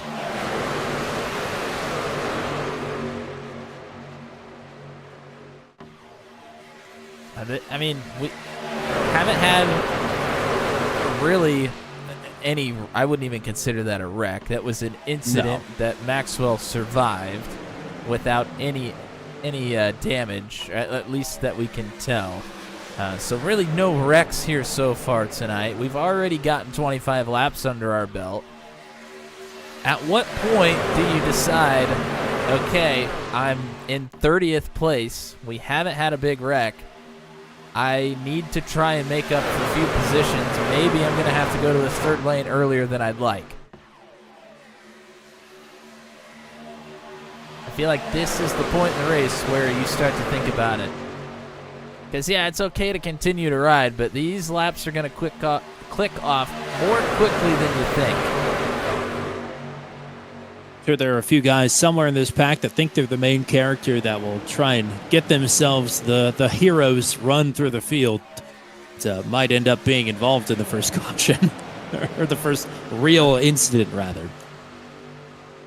I mean, I can tell you if I was out on the track, that'd probably be me right about it. Oh, yeah. Daytona does not care. Everybody is eligible to go from hero to zero in the snap of a finger. Or the other way around. Or the other way around, certainly. We've seen that a time or two as well. Ducato will move to the front off the front bumper of Holyfield, and Andy is on the board for the lap leaders in the Venom Truck Series. Holyfield had a really solid season in season number 9. I would not be at all surprised if he were poised for a breakout season. I think 4 top 10s. And a pole position in this race here last season. Some moves being made. We've definitely seen more lane changes so far after this last restart.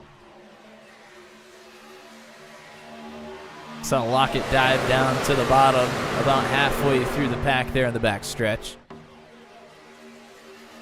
And Hayden Palumbo going to jump out on the top line as Holyfield is not getting much help from Mark Ossier here.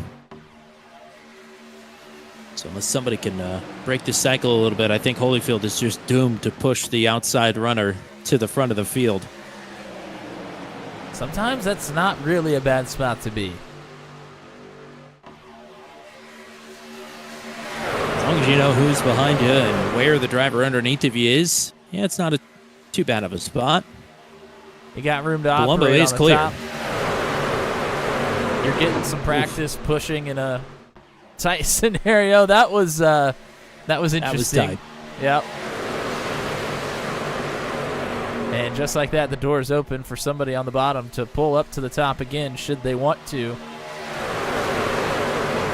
So for now, Ducato is in a CPR sandwich, not probably where he wants to be. Ooh, Gunter entered on the apron there for a moment.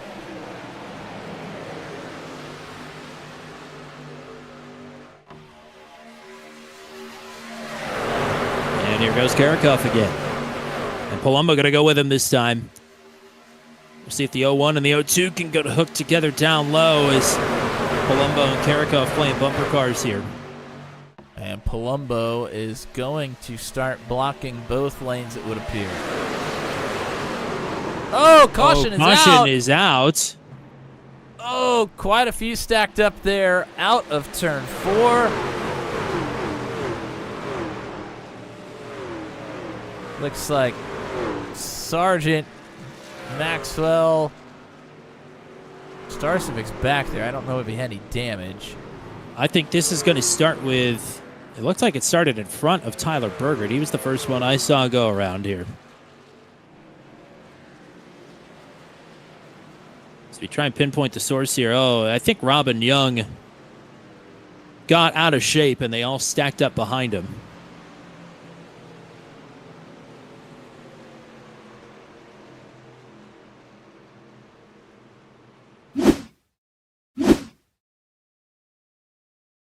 That's our Hopefully first real incident of the night. Hopefully we'll actually be able to get a look at this. They were in the mid-20s there, so...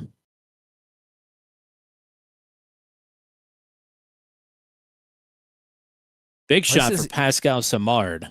This is Young here on the top through turns 3 and 4.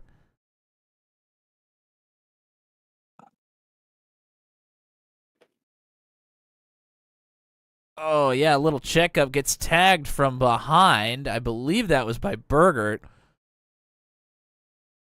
And that's just going to stack that top line up. Driver's trying to come through. Matacek piles in. Samard, a hard shot to the outside wall. Looked like the 24 of Hunter Breland took a really hard shot to that outside wall as well. Those were so close to making it through.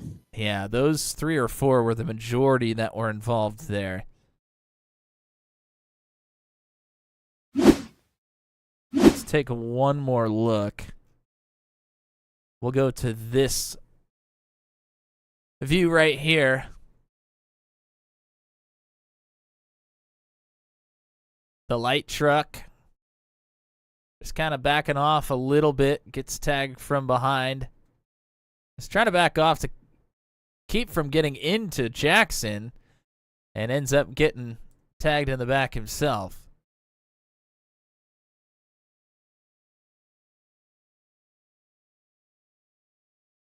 Oh, and you see Samard stacks up on the bottom, gets tagged from behind by Journeau. Yeah, those 3 that got hard into the outside wall, that's the majority of the damage from the incident.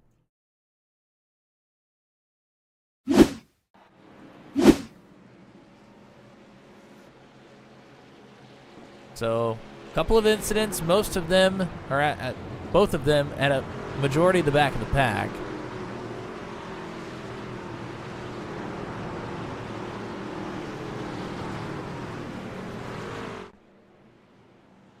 I think the top 13 or 14 stayed out, which is very interesting.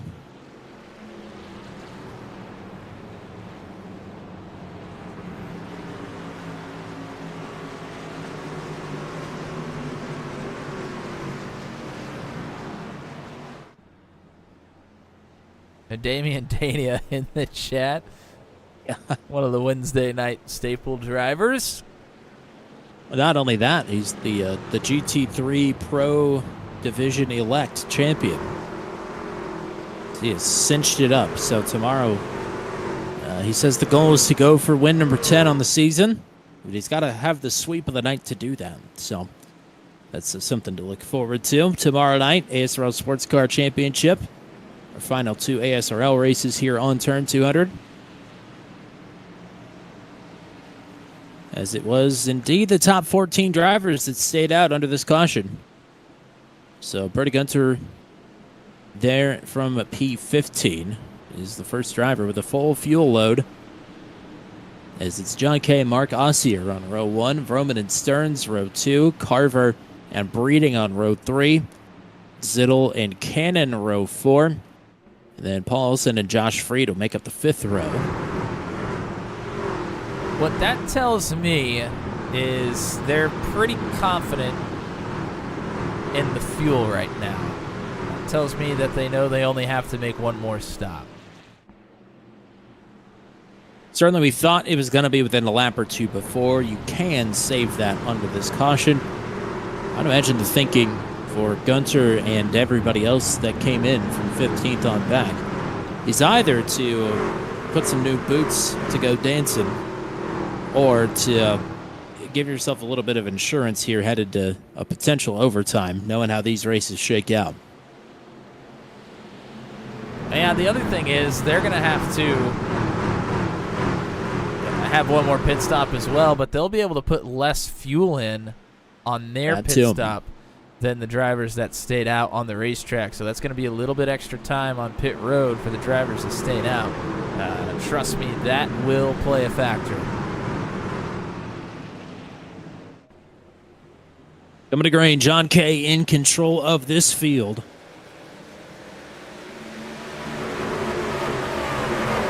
Lap 33 on the board. A good start for Vroman and Kay.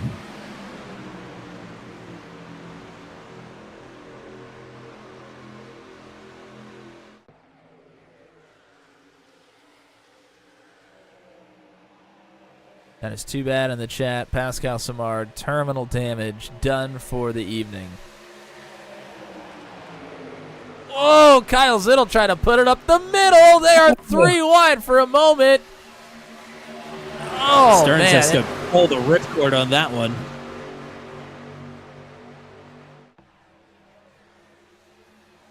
That was a close call.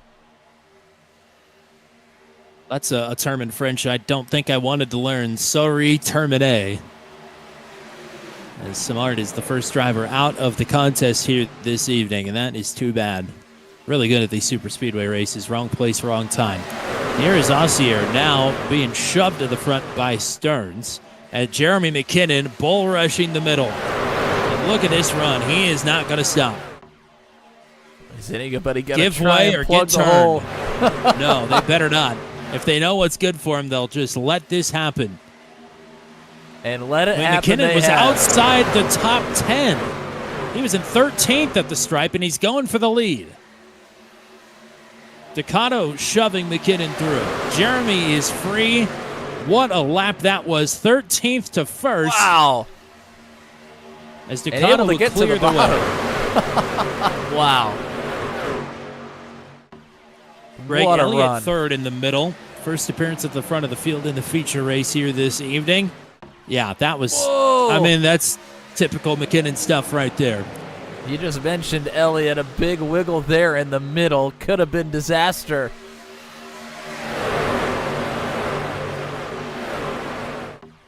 Stearns and Ossier are stuck here on the top side. 2 steps forward, 2 steps back.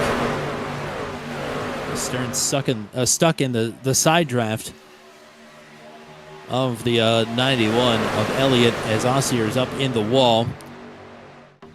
Stearns will be able to sneak underneath. Still over half of this race to go, but things are certainly heating up already. Yes, they are.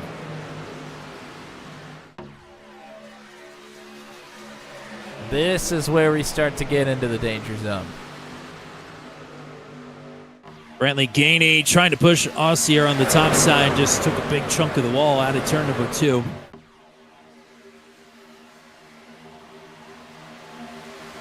Elliott thinking about moving to the top side. Thinks better of it for the moment anyway.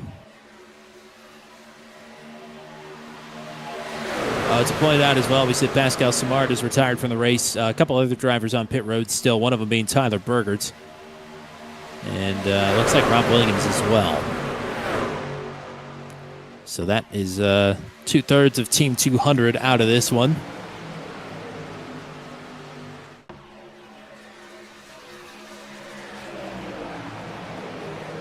Purple lap for Frank Suris, who was just involved in that last accident. He's running back in 34th right now. Oh, boy. 2-man crew up top. Gainey pushing Ossier. They're going to have a little bit of help from Stearns coming to him as well.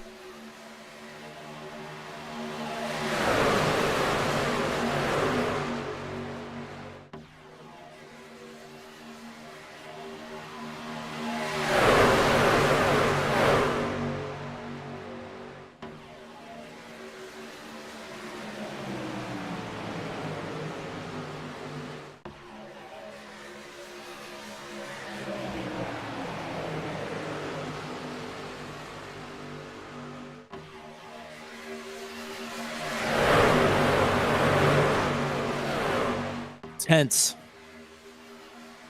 Not even a halfway, and it's tense at the front of this field. Anytime you're 3 wide with some unrelenting drivers up front, it's always a nervous energy. Yeah, part of it is we're starting to look towards the stage as well. We're just about 10 laps away. A little less, actually. Stern's bouncing it off the wall there in the tri-oval, and he fades deep into the pack now. May open up an opportunity for somebody to want to get to this top side as Daytona will jump down in front of McKinnon. Ossier and Gainey into the wall. Boy, things are looking shaky here. Greg Elliott shoving Hayden Palumbo. He's got a nose ahead into 3.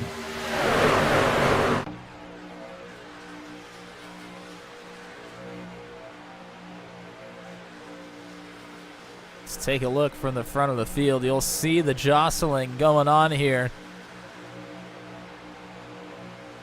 Oh, man. Oh! You're into the right rear quarter panel of Elliott, who gets shoved down into John Kay, trying to save the truck. Yeah, Kay, if there was any sort of netcode issues, Kay and Elliott just about went around.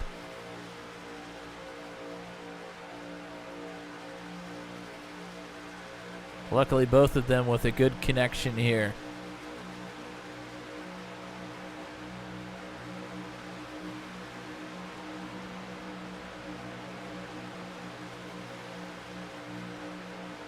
They're not able to finish the job, but these top-line runs from Gainey and Ossier have to be promising. If you're up at the front of this field, you're definitely taking notes on how well these two are tandeming their momentum together.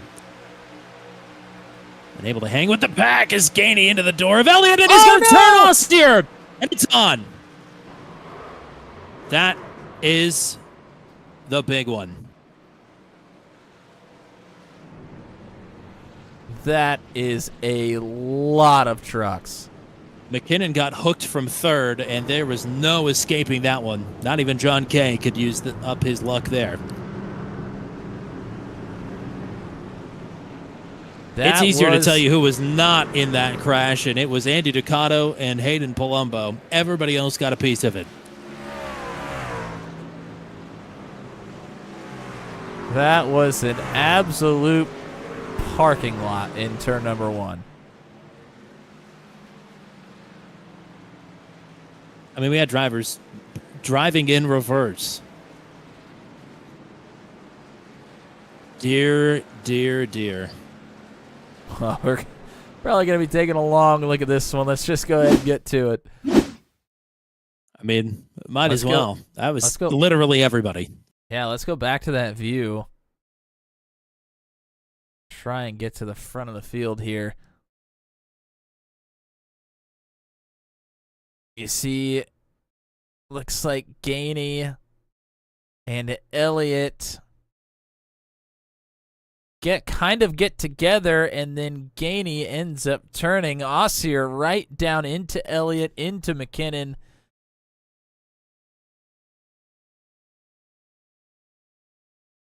And it is on from there. I mean, look at this. Everybody is sliding. Looks like Andy Poliski may have just slipped through. We'll have to take a look at what he saw from his point of view. But, I mean, you see all these trucks up into the outside wall, sliding through the apron here.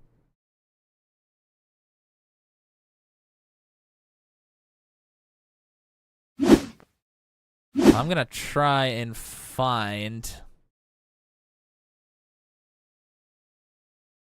this is pretty difficult with all the switching here on the board. Let's try and find Andy Poliski. This is Andy. I mean, right outside. He's right around the 15th spot here, it appears. Let's just go full speed. It's going to happen up front. He slows down. The C's part. Not a single point of contact with anybody there for Poliski. And you can see he is the last survivor that got through without contact. I mean, I'm being genuine here. Everybody except for Palumbo, Ducato, and Poliski got a piece of it. Lucas Carver's riding in third, but he piled into the back of Steve Roman. So even though he's ahead of Poliski right now, he got a piece of it. Everybody except for those three were involved in that accident. I mean, that was absolutely massive. And, man, the bad thing is we saw it coming. I mean, things were certainly ratcheting up intensity-wise. That was just bound to happen at that point. I mean, the irony of it all is it was ratcheted up for presumably for the halfway bonus points, and they're being paid on this caution lap.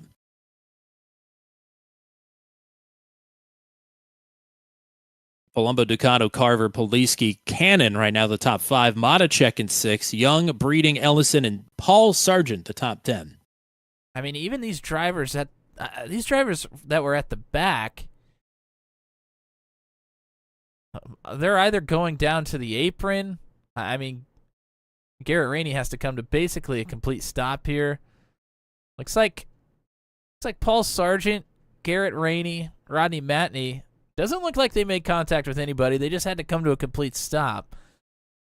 So there's still a few trucks out there that are pretty clean. And there are plenty of those as well that will have taken damage on a very specific part of the truck that's repairable under this caution period or maybe under one more as well. But there are a few drivers that are certainly going to be in trouble.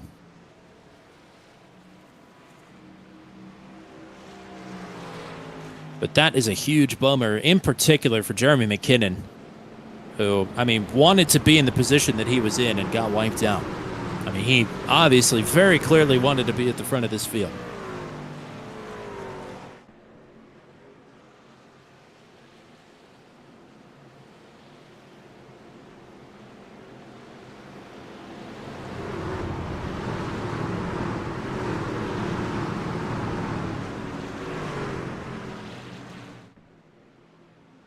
Well, they don't get much bigger than that. No, they certainly do not. That was about 30-ish trucks with some sort of damage.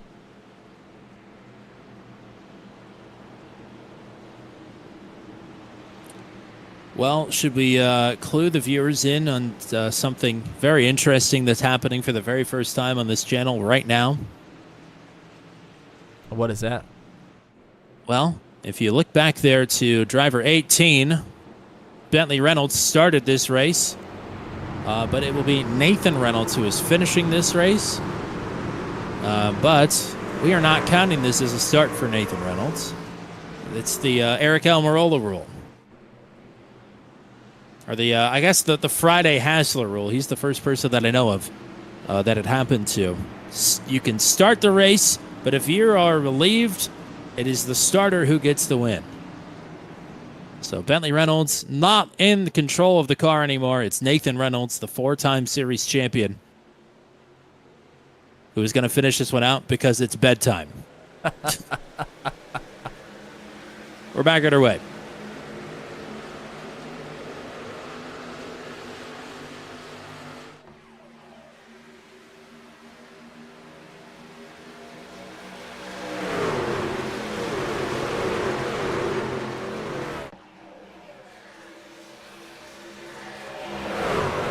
Kano and Poliski. Team Andy up top. Eric Breeding will come along. Front 8 or so. Way out in front. That means that... Oh, caution's out. Oh, problems already. Not sure. We see a couple of slow trucks on the backstretch. Not quite sure what triggered this one. Quickly into our 4th caution. Don't see any crazy incidents in my feed here. This one might be tough to find. We'll go and search. Doesn't look like I'm going to get anything for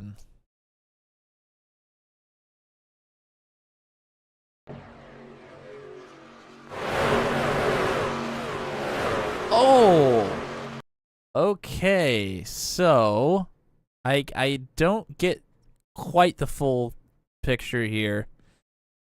That's unfortunate with these incidents that happen in the back of the pack. Sometimes they just disappear on me because of the draw count. But it looks like the 36 of Karakov gets into the wall out of 2 and then bounces off the wall, and I can't tell if it's netcode or not because of the truck draw, but comes down into, looks like that's the 50? I believe that's the 50 of David Sharon. And I mean, that was basically as far back in the field as you could get. But I know you can't see it here. There were 2 trucks sliding sideways on the racing surface on the backstretch.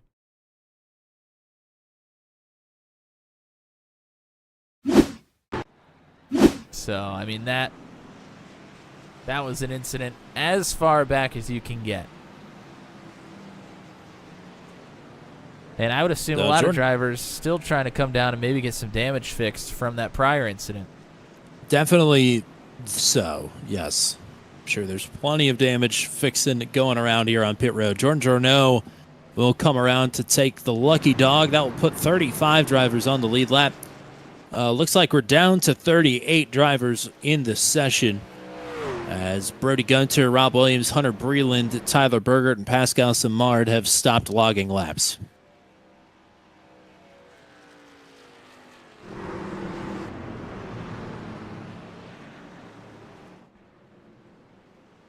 So 35 on the lead lap, 38 running across the halfway mark of the race. And it's the Andy show up front.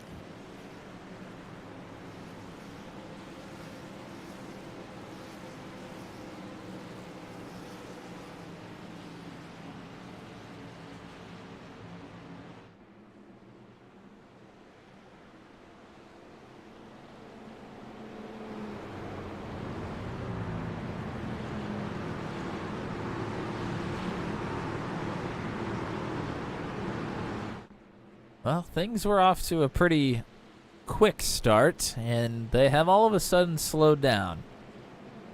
A couple of caution periods right in a row. Everybody take a deep breath, grab a drink, grab a snack. You are not going to want to go anywhere with less than 40 laps to go.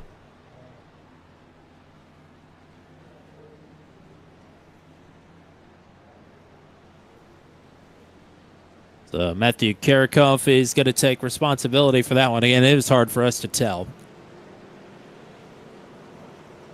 Yeah, I mean, with the way that it was appearing, it looked like he got up into the wall and then kind of pulled himself off the wall right down into the 50 is more than likely what happened there.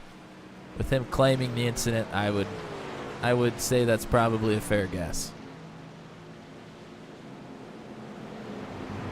And I misspoke a minute ago. I said that Hunter Breland and Tyler Bergert have retired from the race. That is not the case. They are out on the track, but they are 8 laps down. So they'll be hoping for a couple more cautions, or a lot more cautions, to try and have a shot at it, or at least enough laps chipped away at to be able to pick up some positions in the closing stretch of this race when people start to retire.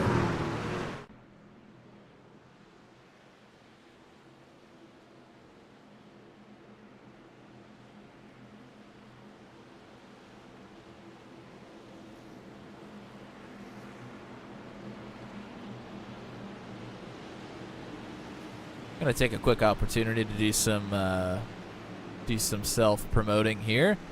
If anybody in the Midwest is looking for some high-flying racing action here in a couple weeks, come out to the Peoria Motorcycle Club for the world-famous Peoria TT on August 16th. It's a Saturday, flat track motorcycle racing, but there is a massive jump right in the middle of it. Very heavy motorcycles, twin-cylinder engines, going over a jump in Peoria. You don't want to miss it. If nothing else, you can come to meet Matt and I. I will be there taking pictures and video. Come say hello. And I'll be there sitting on my ass doing absolutely nothing. So come hang out. Unless Matt puts me to work, I guess. That's definitely not out of the realm of possibility. All right, we're coming to a restart here on lap 49. Andy Ducato will bring us back to the green as Carver will abandon ship up top. Poliski hung out on the top side, but not for long. New teammate Eric Breeding pulling up behind.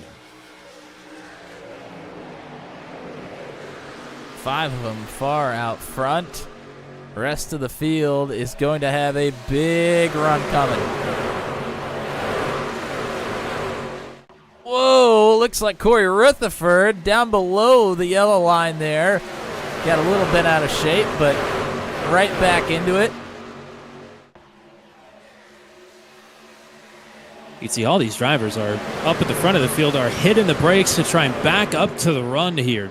Ducato might be a sitting duck here, as Robin Young is leading the outside line.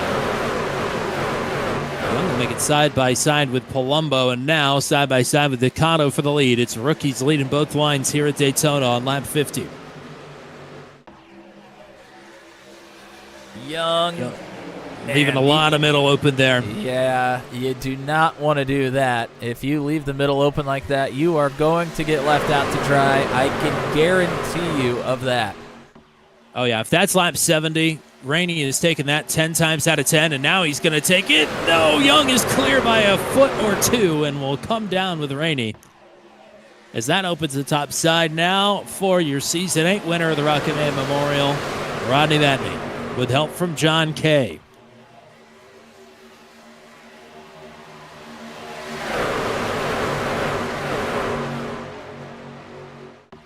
And all the Max V guys are out here tonight. Chris Surgeon in the chat. Appreciate you stopping by as Matney is clear and down in front of Robin Young.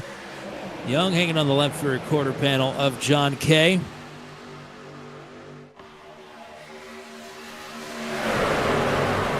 Hey, is hungry coming into Season 10. Missed the championship. No, there's another one. Ostier around.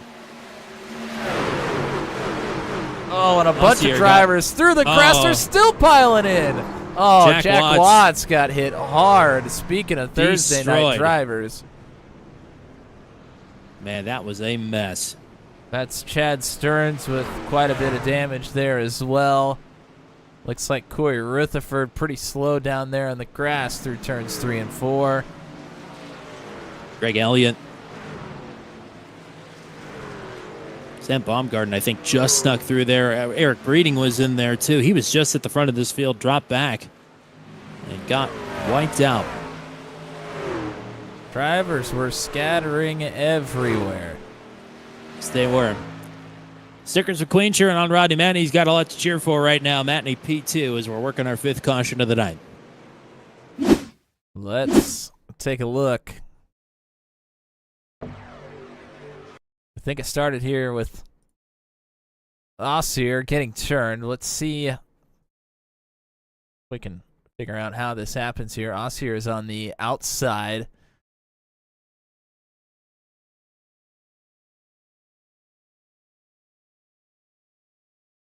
Oh, and it looks like it might have been McKinnon trying to go middle, and it was.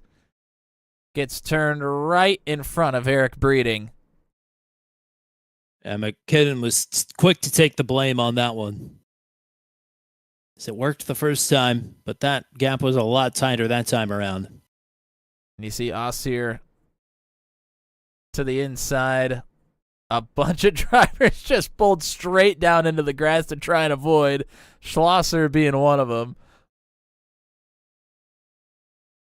See, and Zach Watts was not in frame there. Let's see if we can.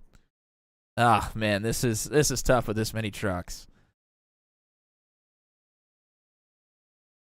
You're gonna see Watts come into frame right. Well, should be, yep, right here as Stearns is on the binders, gets piled into from behind, who piles into Watts there, both of them with pretty heavy damage. I believe that was the 91 of Elliott. Looked like Journeau may have gotten away from most of it, but was definitely slow there on the bottom. You see Steve Roman without a back bumper down there in the grass.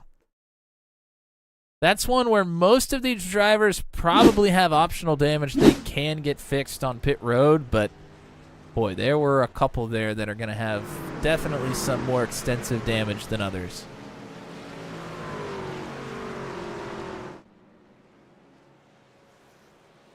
So I believe Greg Elliott was in a position to take the lucky dog there if he didn't get himself involved. I'm not sure if anybody got the lucky dog, to be honest with you. Yeah, I know Elliott was definitely involved.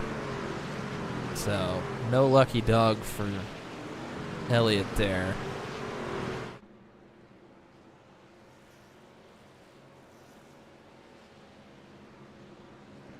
Well, we are at the 33 to go mark. So I'd imagine if anybody was concerned about fuel, they have just alleviated those concerns a bit.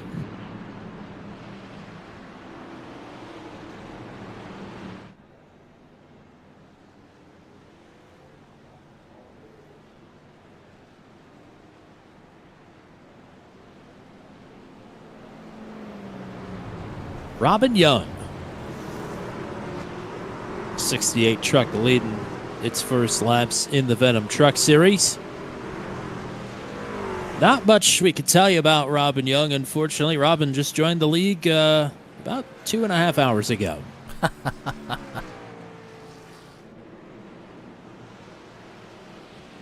Well, if nothing else, it's a great paint scheme. Yeah, shout out to Greg Mall if he's still here. That ought to look familiar. Couple of runs in that Miller Lite numbers. Well, not the 68 for Greg Mull, but that Stars and Stripes Miller Lite. And how about a driver that we have not mentioned other than being involved in accidents up to this point, Joshua Matichek, in what is already a Paint Scheme of the Year contender. Not a doubt in my mind.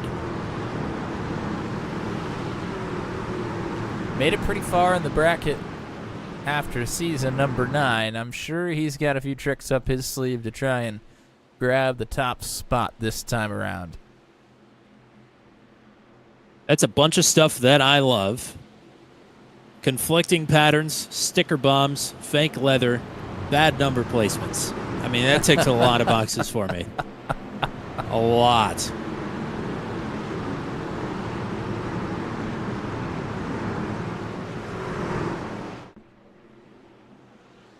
And, you know, turn 200 on the deck lid doesn't hurt either. Chad Stern's race is over. 34 on the lead lap as we are coming to put lap number 55 up on the board. 31 more circuits until we crown a Rocketman Memorial winner here in season number 10.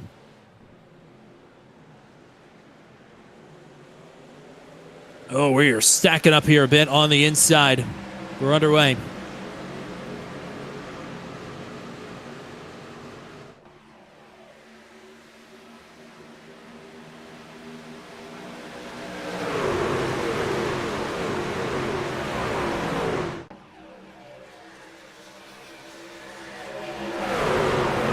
Holyfield close to his teammate, but separated from his help. Matt Schlosser, he's the one pushing the 10 truck right now, as they try and draw even with the bottom line into turn number 3.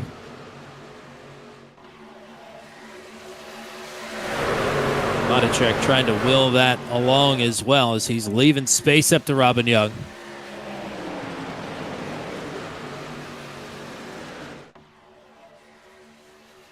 And now we'll lay into the back bumper here, the 68, as Schlosser is backed off to try and get some air to the nose of the 04.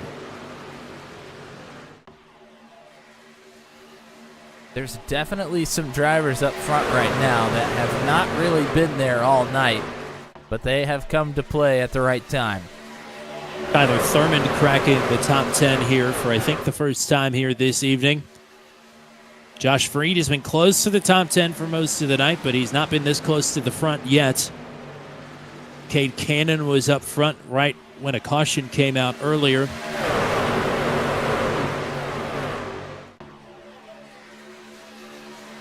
Definitely, Matichek fits that criteria big time.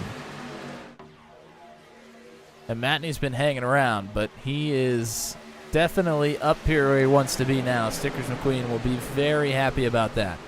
Yes, indeed he will.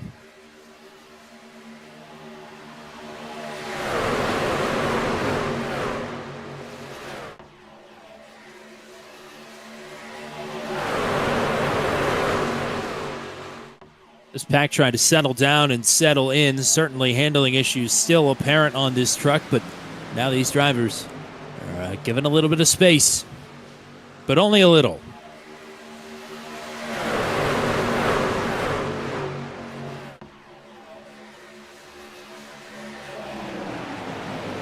Little blinking from Tyler Thurman and Cade Cannon. Ooh, man, back there in the middle of the pack, they were getting tight to the middle with each other. And 3 wide, guess who it is? It's Jeremy McKinnon. Undeterred. He's trying to bring Steve Roman with him. Look at it, taking up the middle. He punched somebody into the wall. That was Michael Dean. Dino won't be happy about that one.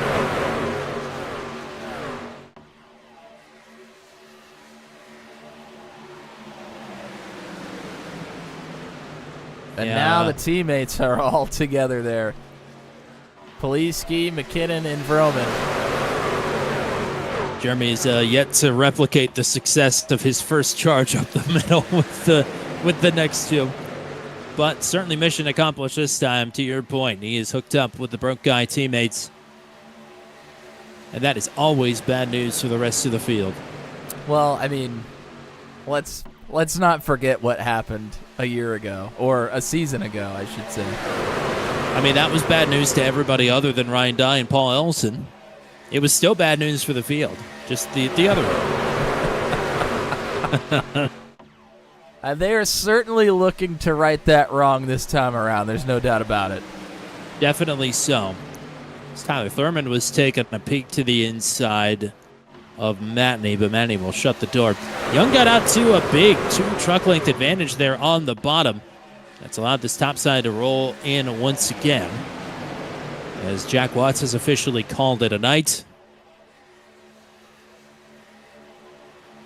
Next week at 5 Flags ought to be very, very interesting for the Venom Truck Series drivers.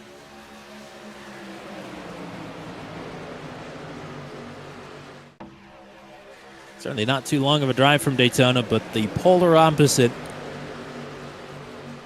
I think maybe the same end result, though. Something tells me we're in for a lot of carnage next week on the short track. Yeah, we're hoping not to recreate some of our other. Whoa, look boy! At that. Train is in motion. Broke guy getting after it. And they have a huge run. Not a lot of help. Oh, caution's out. Caution is out. That one was manually thrown. Not sure. Again. Rob Williams looks like went for a spin.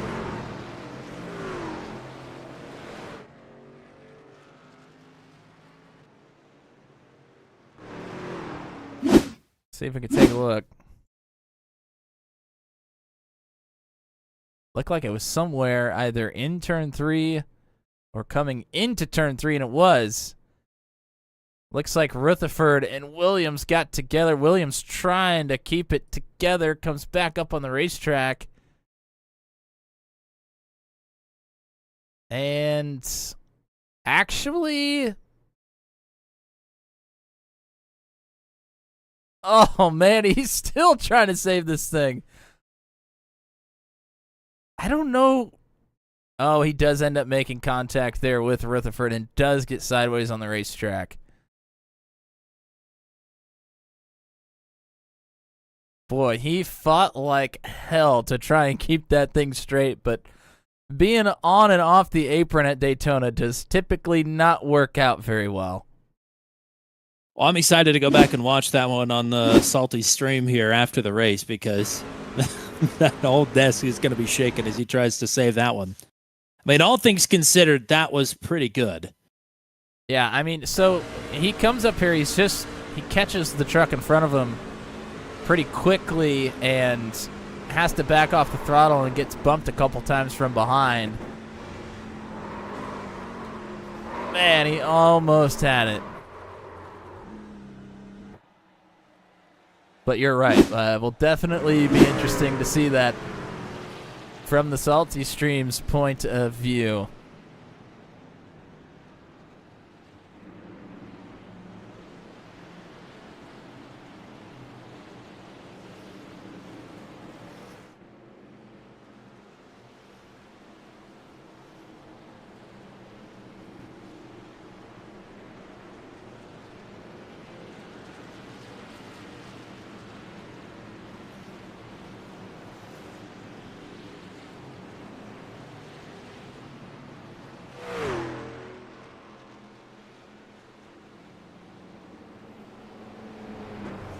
Well, we've got calls of cheating over the radio for Broke Guy Racing.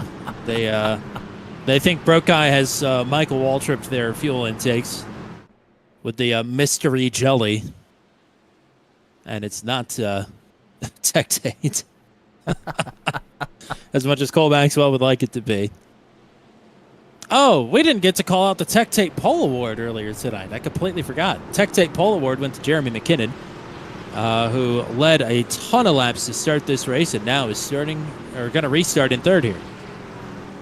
I mean, yeah, he's going to be lined up right behind the teammate, and he'll have another teammate on his outside. So Broke Guy once again looking pretty good here at Daytona with less than 25 to go, but I hate to say it, we have seen this a time before, and it did not work out the way that they hoped.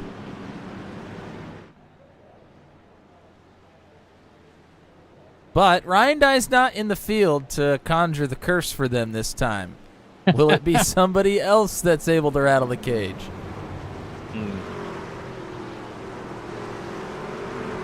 Well, spirits are high among the drivers somehow.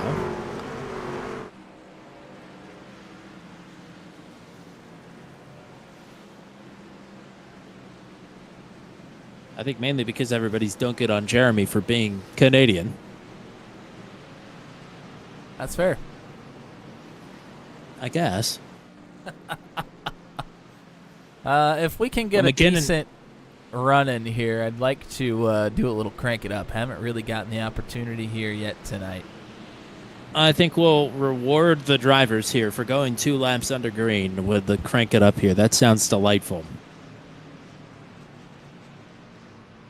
But we got to make it there first. Yeah, I'm sure they will not promptly wreck as soon as we go to the crank it up cam. You know, I will say, it's been a really long time. It's been since our first Rocketman that we've crank-cursed the field. We've done it other series, other leagues on the crank it up cam, but Venom, it's been since our very first broadcast since we've done it to him. Could tonight be the night? You know, we're pulling out all the stops here in Season 10.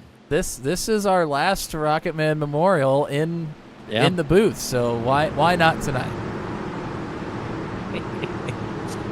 Well, as James Watson would say, hold on to your butt cheeks, Venom Truck Series drivers, because we are blanket jinxing everybody that is still out there. We've got 34 drivers on the lead lap. I'd say about 37 still running. And we're coming to the restart here on lap 64.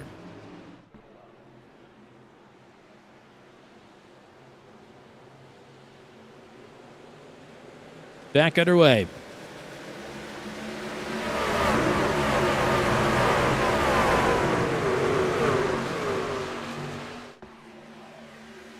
Oh boy, good restart on the bottom here, and the Broke Guy contingency is all together 1, 2, 3 at the moment.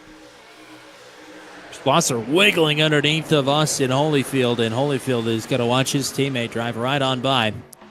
Holyfield getting a left out to dry big time. Whoa! And then just about gets run into there. Matney out of line. Cade Cannon will drop out of line as well. So here we go. It's Holyfield once again. Second truck in the second lane, trying to push Rodney Matney up to the front. Always the pusher, never the pushed. Oh, Steve Roman is going to pull out and try to control this field for Broke Guy, but pulled out maybe a little too late. He is lucky that did not turn into something more. I think Matney wanted the crossover there, but just couldn't make the move in time and stuffed it right into the tailgate of the None of Your Beeswax Apiary Chevy Silverado. Garrett Rainey just got there we go. Paul Ellison on his lid. Oh, boy.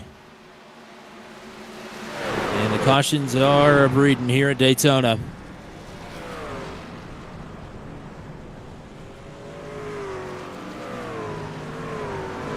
Well, we didn't get caution to number laps 7. in. No, we did not. That all started because of a stack up from Garrett Rainey getting really, really loose. And the checkup was just too much for a couple of drivers to handle. Yeah, that was Cannon. He was trying to give room for Cannon to come down, and it just stacked him up a little bit, and that is all it took. Cannon just came down there in the 88 right in front of Rainey. They're stacking up on the outside. You see Kay, Baumgarten, Ellison, and then Ellison gets kind of sandwiched here and run into the back of by Ossier there in the 17. Ossier way off center to be putting a bumper to the 55.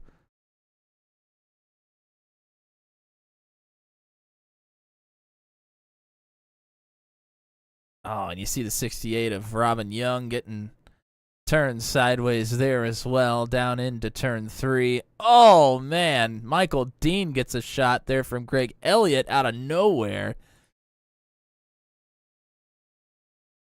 Hoping we'd see the aftermath there for Ellison, but unfortunately, doesn't look like we're going to get to see that. That's the frustrating part of having big fields.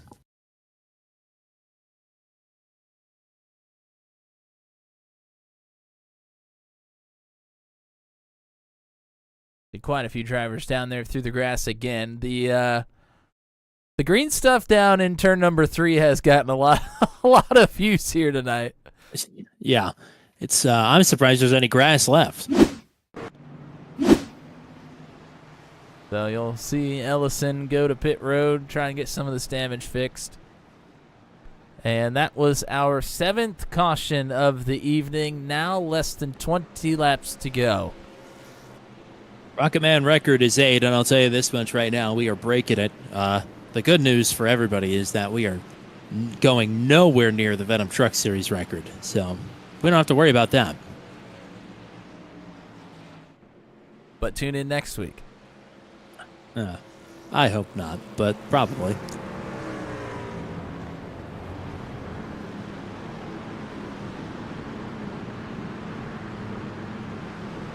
You know, I wouldn't expect. I know we're missing a couple of series regulars here this evening. You know, we always shake a couple loose after the first couple of rounds. We'll see what the field is looking like here after race control gets a hold of everybody after this one.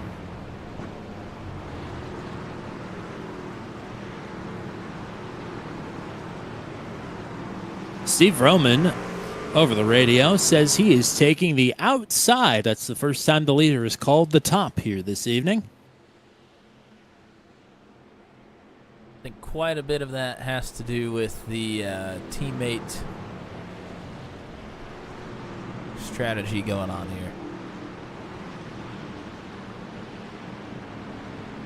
So as they double up, let's give you the starting order. Inside of 20 to go, it'll be teammates Vroman and Poliski on row 1. Vroman on the outside will be in front of his teammate Jeremy McKinnon in 4th. It is Rodney Matney who will start in 3rd. There are 3 Rocketman Memorial race titles in the top 4 starting positions here on this restart. Teammates Austin Holyfield and Joshua Matacek are going to start side by side on row number 3. In 7th, Hayden Palumbo. Matt Schlosser will be to his outside. Kate Cannon, highest running rookie right now in P9, with Josh Freed behind his teammate, Matt Schlosser. And another 939 Motorsports teammate, Zach Lockett, will be behind Freed on the outside of row number 6, with Tyler Thurman to his inside. John K., Garrett Rainey, Jan Van Leer, Sam Baumgarten, Lucas Carver, Nathan/Bentley Reynolds, RJ Starcevic, and Paul Sargent, the top 20 coming to the restart here.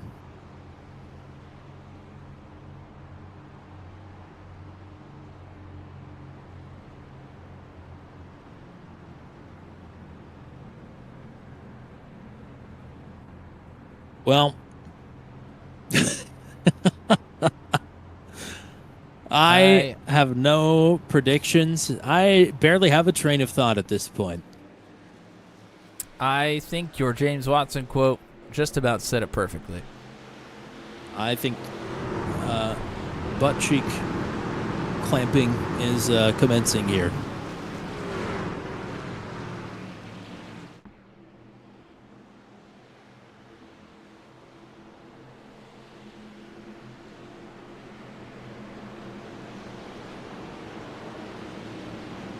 $17 laps to go. 35 drivers on the lead lap.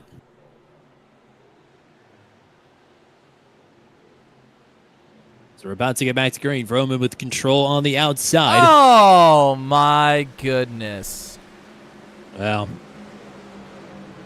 that's boy. about par for the course.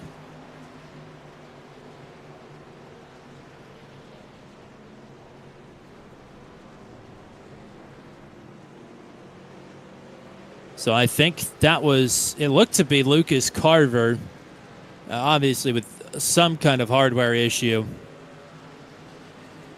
As he pulled straight to the outside wall and came to a dead stop, and nobody had any time to react on that one. That will destroy a lot of trucks. So technically, that is not an additional caution. We're on the one to go, but we have extended this caution, I think, again, if I'm not mistaken. Yeah. Let's play this out. This is going to be the 89. That red. Oh, it looks like... I'm wondering if maybe his monitor went out. It certainly Because is looking that way. he kind of turns to the left and then just doesn't... it appears just doesn't know where he's at, and then turns back to the right after a truck started to try and go past him.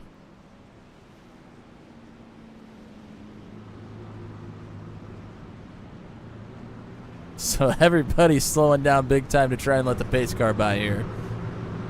Yeah, this is messy. Think Pace we're car now probably- in control of the field again. I mean, We're gonna have to extend it another time here. I don't think we are. I think we're going. And it would appear actually that issue for Lucas Carver was an internet disconnect, which that's not uncommon. Well, it's not impossible that is the case. Once in a blue moon, the drivers will actually stay on the track after a disconnect.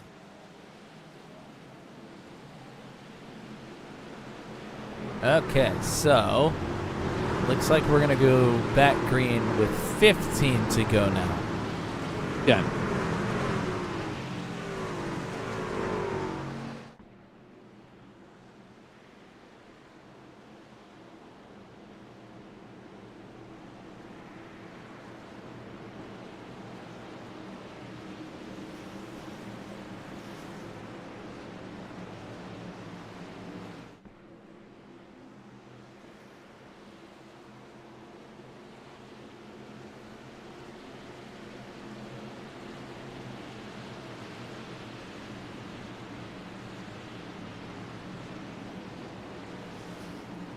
A little bit of shuffling has occurred here under the extended caution.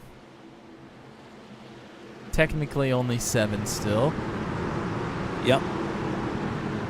never not under the control of the pace car when that was happening. The pace car just kind of had to stop for fuel before it came back out. The Hopefully pace it car has got at hit some with point. the drive-through penalty. Yeah, there we go. Entered pit lane too quickly.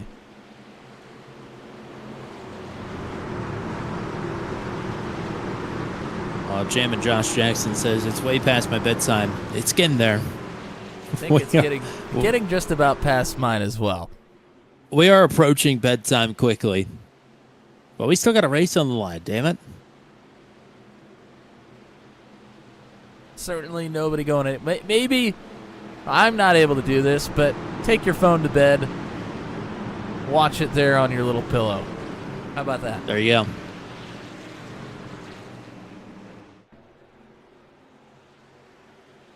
About to get back to it here. We are green.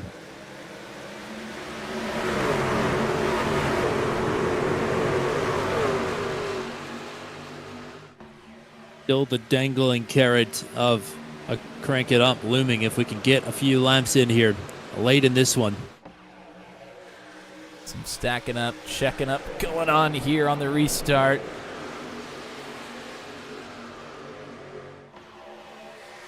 Big run here from Monacek and McKinnon.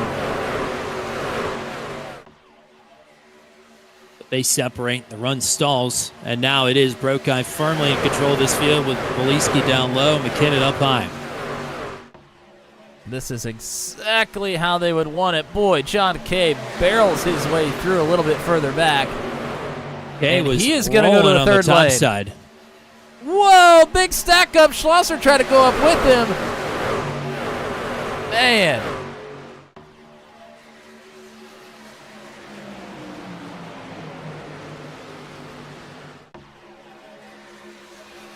And look at this. Monacek has left McKinnon. John Kay now to the back of the 60, trying to push out the third lane out front.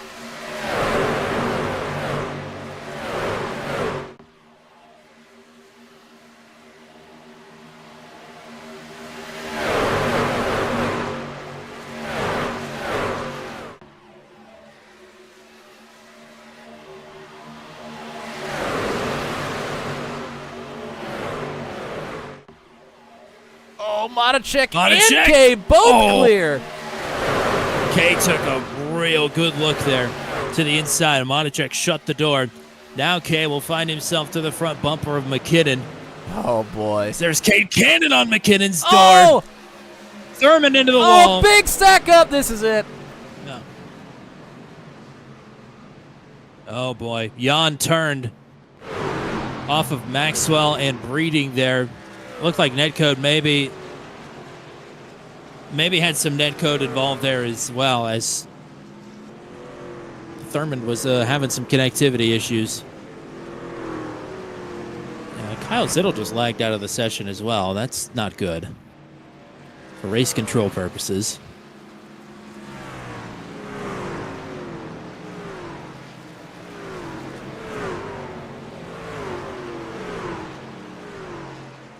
That.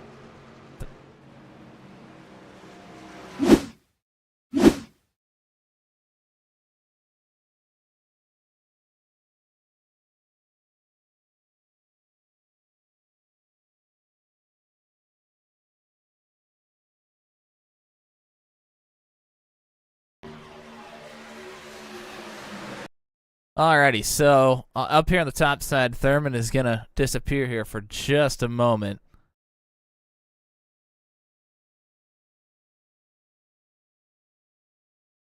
Comes back. Man, he just gets into the wall. And Jan has to check up. Man, I tell you what, Baumgarten does a great job to get down low, but just a little bit too late as Jan Van Leer comes back down, makes a little contact with the 6, and goes for the slide from there. And then, I mean, everybody behind him just, there's nothing you can do there. I said spirits were high a minute ago. That's not the case anymore. These drivers Yeah. are getting restless. Things are definitely getting out of hand in the chat.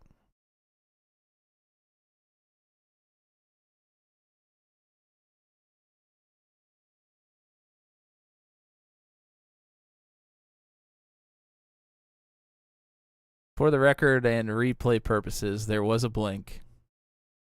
Came back well before the field got to him. The big problem was he got up into the wall. That just stacked up the top line, and you stack up the top line with this many trucks left in the race, this is just what happens.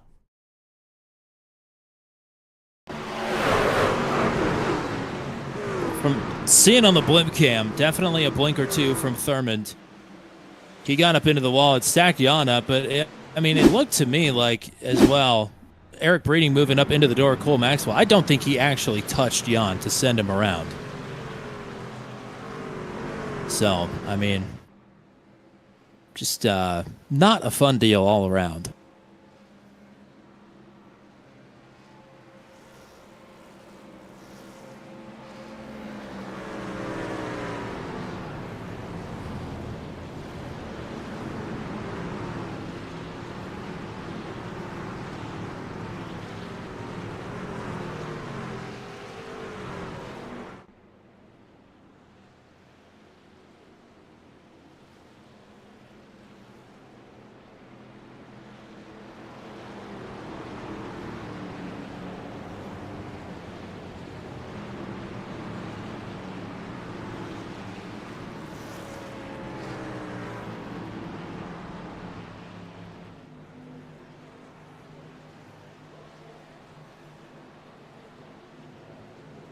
We've tied the Rocketman record.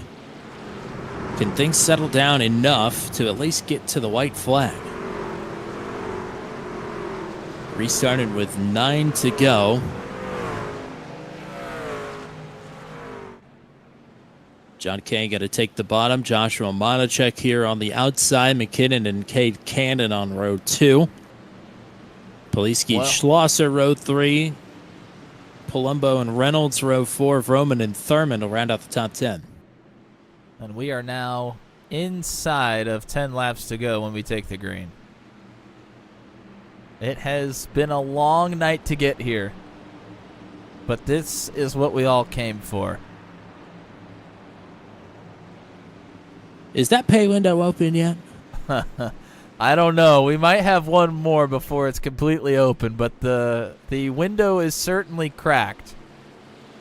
And somebody is going to throw it open here shortly. I say, rip that baby open.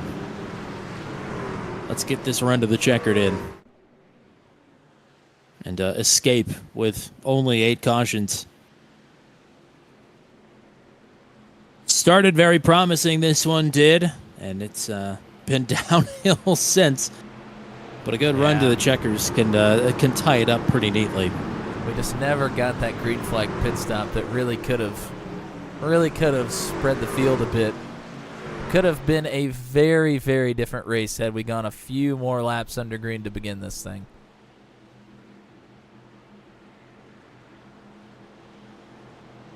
I'm surprised after our first big one that there are even this many trucks left running. Still about 30 on the track on the lead lap, ready to go. It's John Kay in a position to do what nobody's been able to do yet. Win the Pro-Am and the Rocketman in the same season.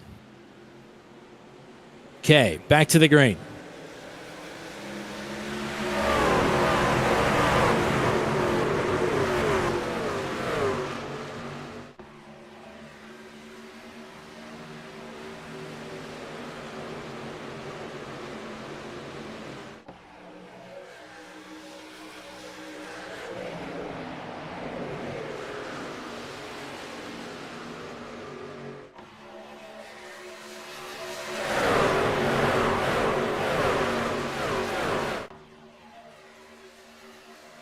Bottom is tightly formed up here. Poliski shoving, McKinnon shoving Kay.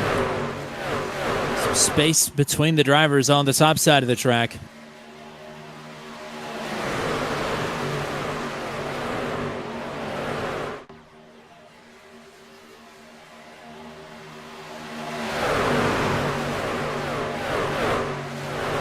Cade Cannon! Oh, as McKinnon nearly making contact there with Monacek. Cannon trying to draw up to Joshua Monacek here.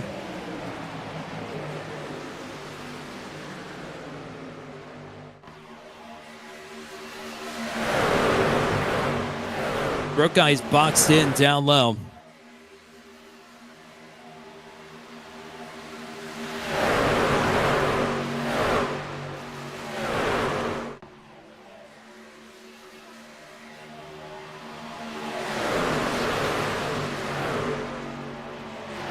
Lap 79 on the board this time. 7 to go. Now the caution is out. Is out further back in the pack.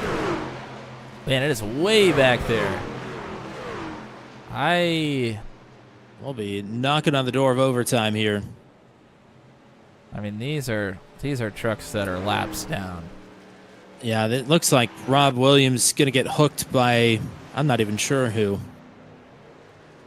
Might have been Tyler Bergert.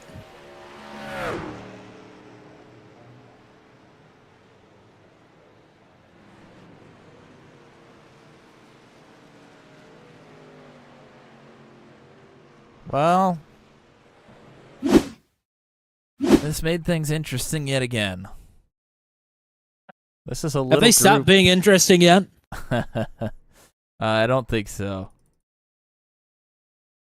This is a little group off the back of the pack, and it looks like Williams decides to try and make a move to the bottom, but it is not clear. The dill pickle has gone for a ride.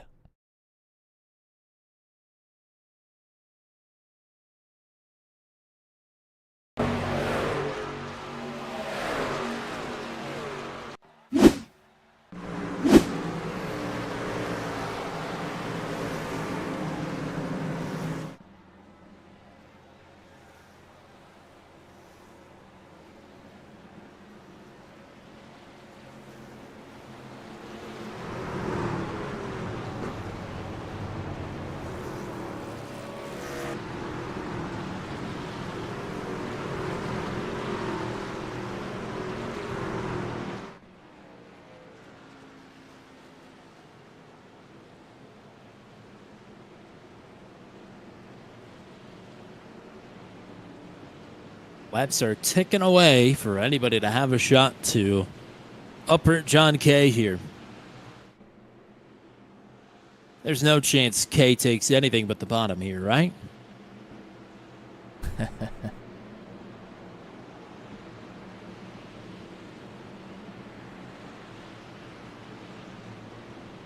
Nate asking how many overtimes there are. Thanks for stopping by. We've got 3 if we need them. We're not going to be quite there yet, though.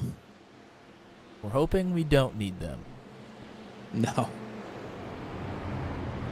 Be able to take the green with 4 laps to go. It would be nice to get a nice little 4-lap run to the checkers.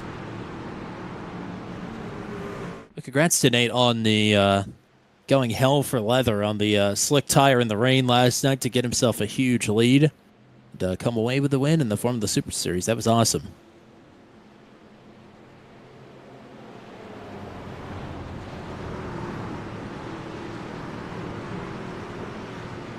Well, the chat's been quiet of late, but it's time. Send your favorite driver some good energy here because I don't think anybody has any right now. I think any bit of good juju in the tank is going to be enough to get somebody across the finish line here.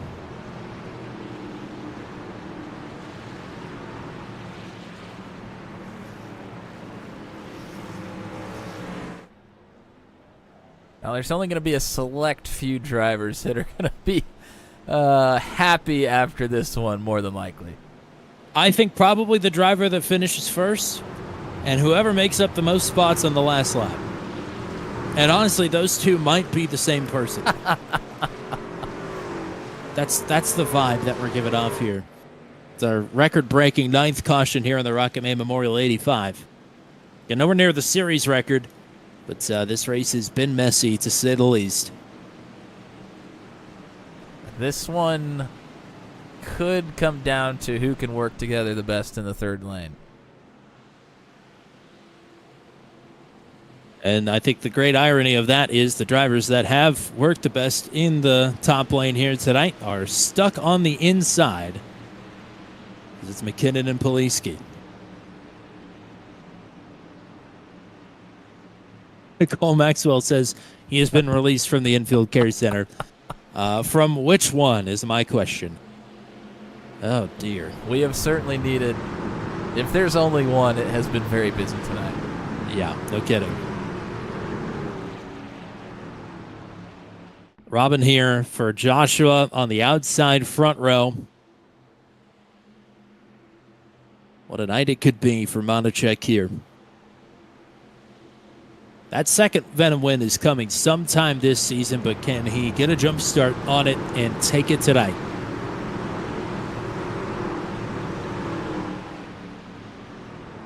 And Monacek on row 1. It's McKinnon and the rookie Cade Cannon on row 2. Poliski and Schlosser row 3. Palumbo and Thurmond on row 4. And that is Nathan Reynolds in Bentley Reynolds' car with Steve Roman right now to round out the top 10. Here we go, folks. 4 laps to go when we get back to the stripe. John Kay's in control of this restart.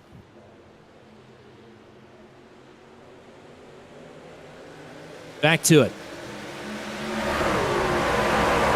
Pretty good restart from pretty much everybody up there towards the front. Nobody really got away big time there. Certainly the top 6 were on it.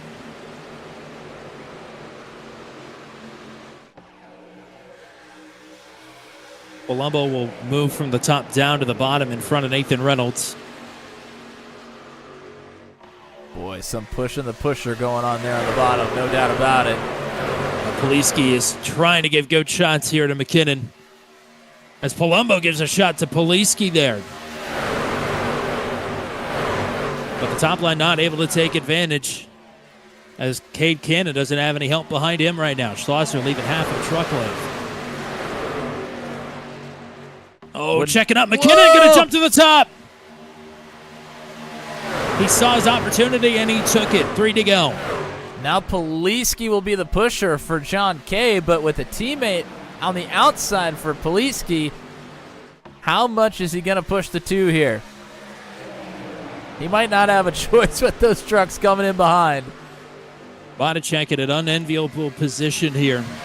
There goes Schlosser. There goes Cannon. Schlosser goes back to the middle. Cannon will be looking for Tyler Thurman to try and form up this top side as the middle loses some steam. Kay and Poliski now clear. No, not anymore. McKinnon coming back.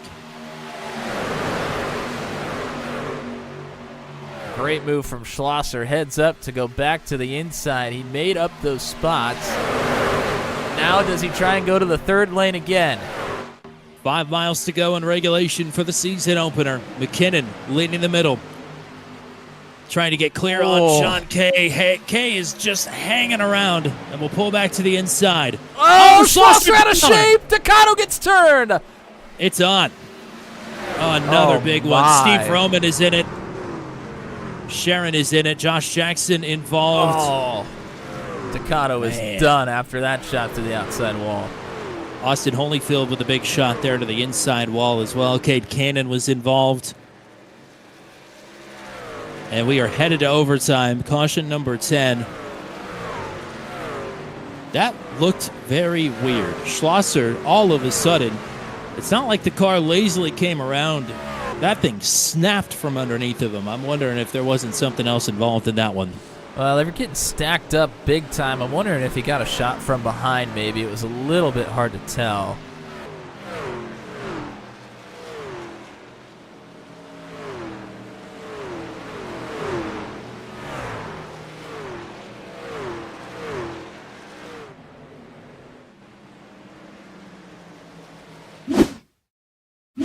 Let's run it back and take a look. He's getting pushed from behind by Ducato.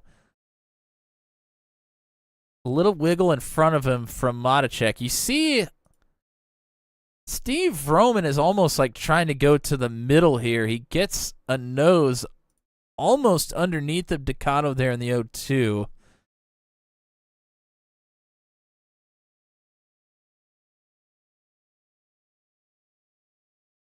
And he gives, I don't know, it's hard to tell. I mean, it looked so unnatural. Yeah, I think it's just a hard push from Ducato that got Schlosser loose right there. It kind of swipes across the bumper a little bit. That's where it started.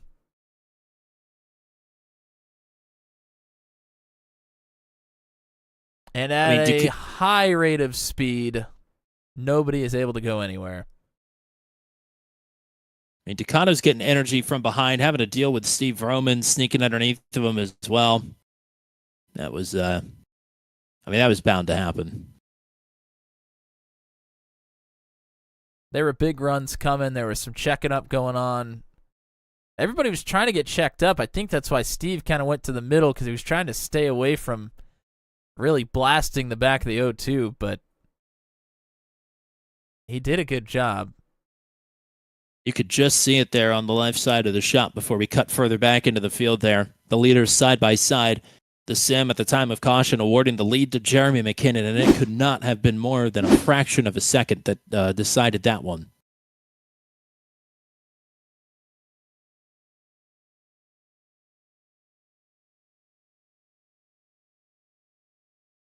Here's another look.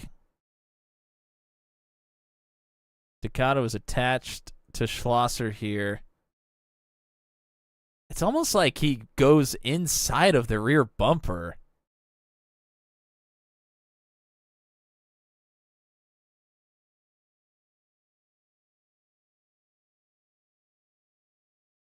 I don't know. I mean, that bottom line is that is just racing with 2 laps to go. It certainly is. All stacked up and all jacked up. I would imagine Jeremy McKinnon, no room for celebration yet, but he'll have the option to choose his lane, and he'll have the option to line up on the front bumper of his teammate, Andy Poliski, who will be on the outside of row number 2. But do you want to give up the bottom here? I mean, it's tough to say. I mean, the outside gives you options, but with only two laps to do it, it's kind of hard, especially in the third lane, to get enough of a run.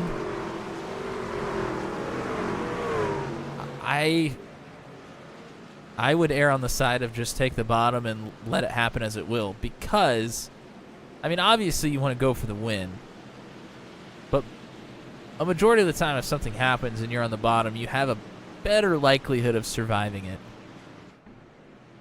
Not only is your survival chance better on the bottom, but also, you know, when this top line forms up, because it will, it's going to lose its energy from the middle line, not from the bottom.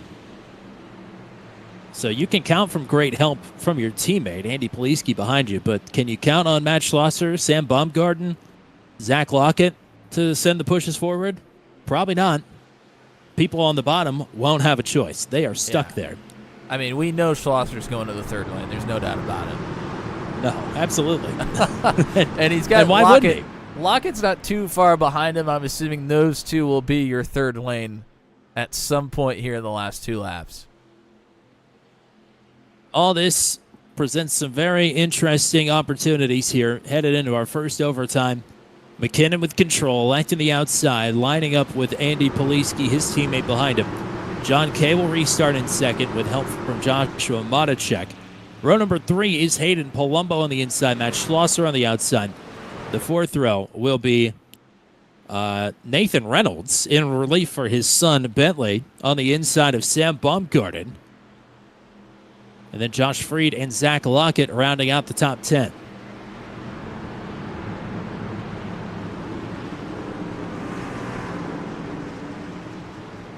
Very interesting dynamics at the front of this field, not the least of which is Jeremy McKinnon, the super speedway ace, and John Kay, the hot hand on the floor. We're underway in overtime.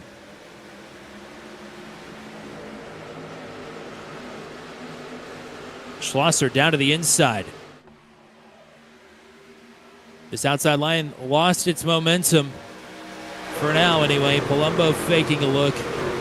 Oh, boy. Schlosser now has to go to the bottom. Palumbo made a crazy move to get up in front of him. Schlosser down low. Palumbo sending the energy up through Poliski to the race leader, McKinnon. They draw even. Headed into turn number 3. Will we make it back to the stripe to make it official?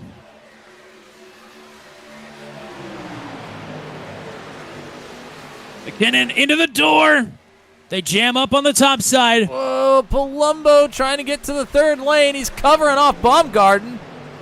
White flag. This race is official. Next flag ends it. K has the advantage into turn number 1. Monacek into the door of McKinnon. Poliski keeping it tight. For a big shot down the backstretch here if they don't get 2 out of sorts. Top line is breaking up.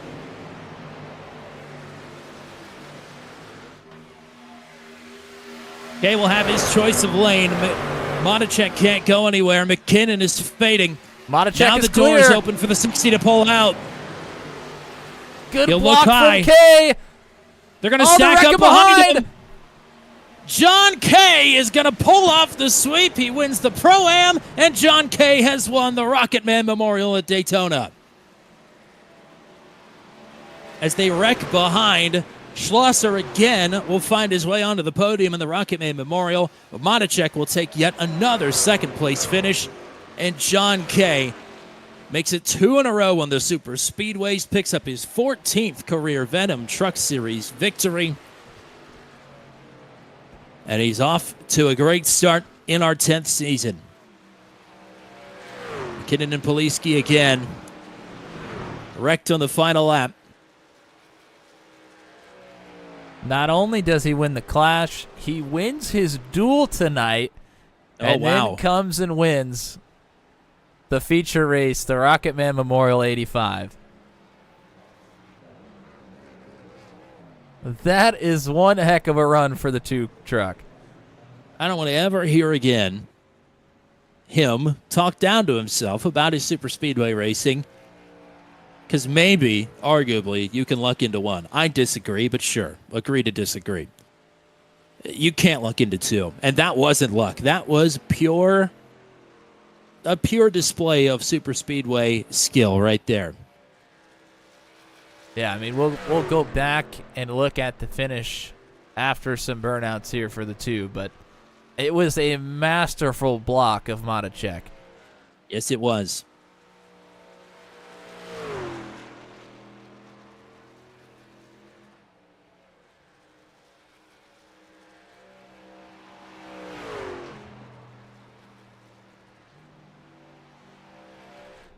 Extra victory lap there for the 2. Yeah, why not? And then we're going to burn it down. Hopefully he can still make minimum weight. But there's not much left of the Alabama game. Bonacek will come and join in the celebration, but it's Kay and Zittel there. That's it.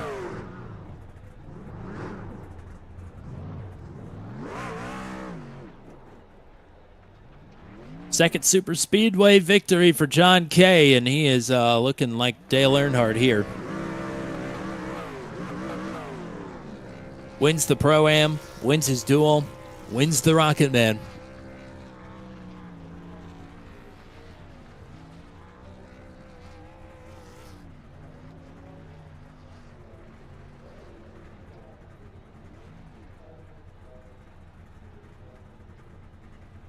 Well, I mean, he wasn't able to capture the championship last season.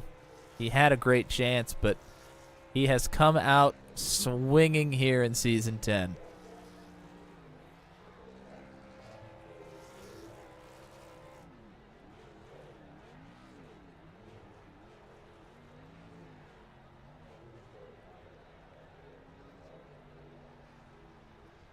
And now we're going to go road course racing.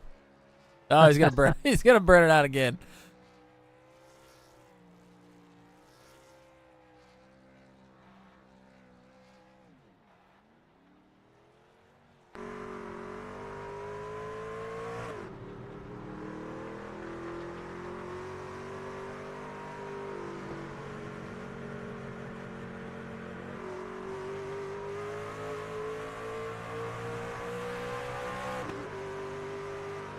He honestly just might turn right-handed laps for the rest of the night until we get him up here in the booth. Yeah, I think it might be time to get to the finishing order here. I think so. Well, why don't we take a look at that final lap first?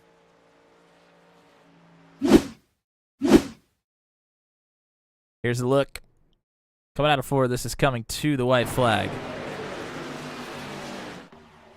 And Tommy, honestly, you called it. You said that this top lane was not going to stick together. Baumgarten trying to get to the third lane. Palumbo's blocking him from even getting to the third lane 3 cars back. But with Palumbo trying to block, they're just not getting a lot of momentum here in the second lane. And then again, Palumbo pulls way out. McKinnon and Poliski trying their hardest, but just not getting much help from behind. And you need that here at a super speedway. You need that third and fourth truck to have some help. Matacek gets clear. This is where the masterful block from Kay comes. Right up to the second lane. Matacek doesn't try and force anything. John Kay comes away with it. And you got to give some credit to Josh Matacek there as well. He tried the move to the middle. Kay blocked it beautifully. And he didn't try and get wild and crazy and turn anybody. He took the position he had. Nice second place finish there for the 60. Let's back it up. We'll take it from another angle here. I mean, they never left each other's bumpers. Kay just followed him right straight up to the middle lane there.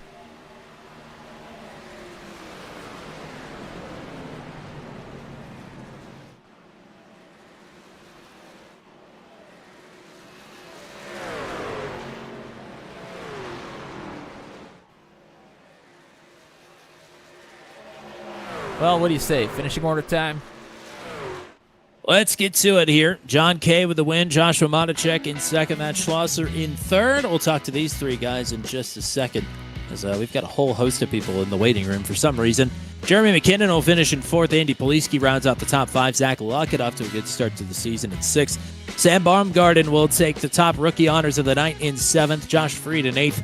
Jordan Tourneau sneaking in for his second career top 10 finish. Congrats to him. Hayden Palumbo will round out the top 10.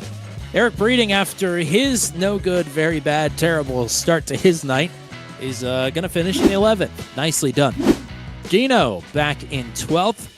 Good run from Michael Dean. RJ Starcevic at 13th. Robin Young and Bentley Reynolds will finish in 15th, kind of. Rodney Matney in 16th. Paul Sargent in 17th. Paul Ellison in 18th. Frank Suris and Mark Ossier, your top 20. David Shurin in 21st. It's Josh Jackson, 22nd. Steve Roman at 23rd. Andy Ducato, 24th. Garrett Rainey, 25th. Matt Karikoff in 26th. Kate Cannon will finish back at 27th with Austin Holyfield in 28th. Corey Rutherford and Tyler Thurmond, your top 30. 31st for Brantley Gainey. 32nd for Jan Van Leer. Kyle Zittel in 33rd. Rob Williams and Greg Elliott, the top 35. Hunter Breland, 36th. Cole Maxwell, Lucas Carver, Tyler Berger, Jack Watts through 40th. Chad Stearns, Brody Gunter, and Pascal Simard, the 43 drivers that took the green flag here this evening.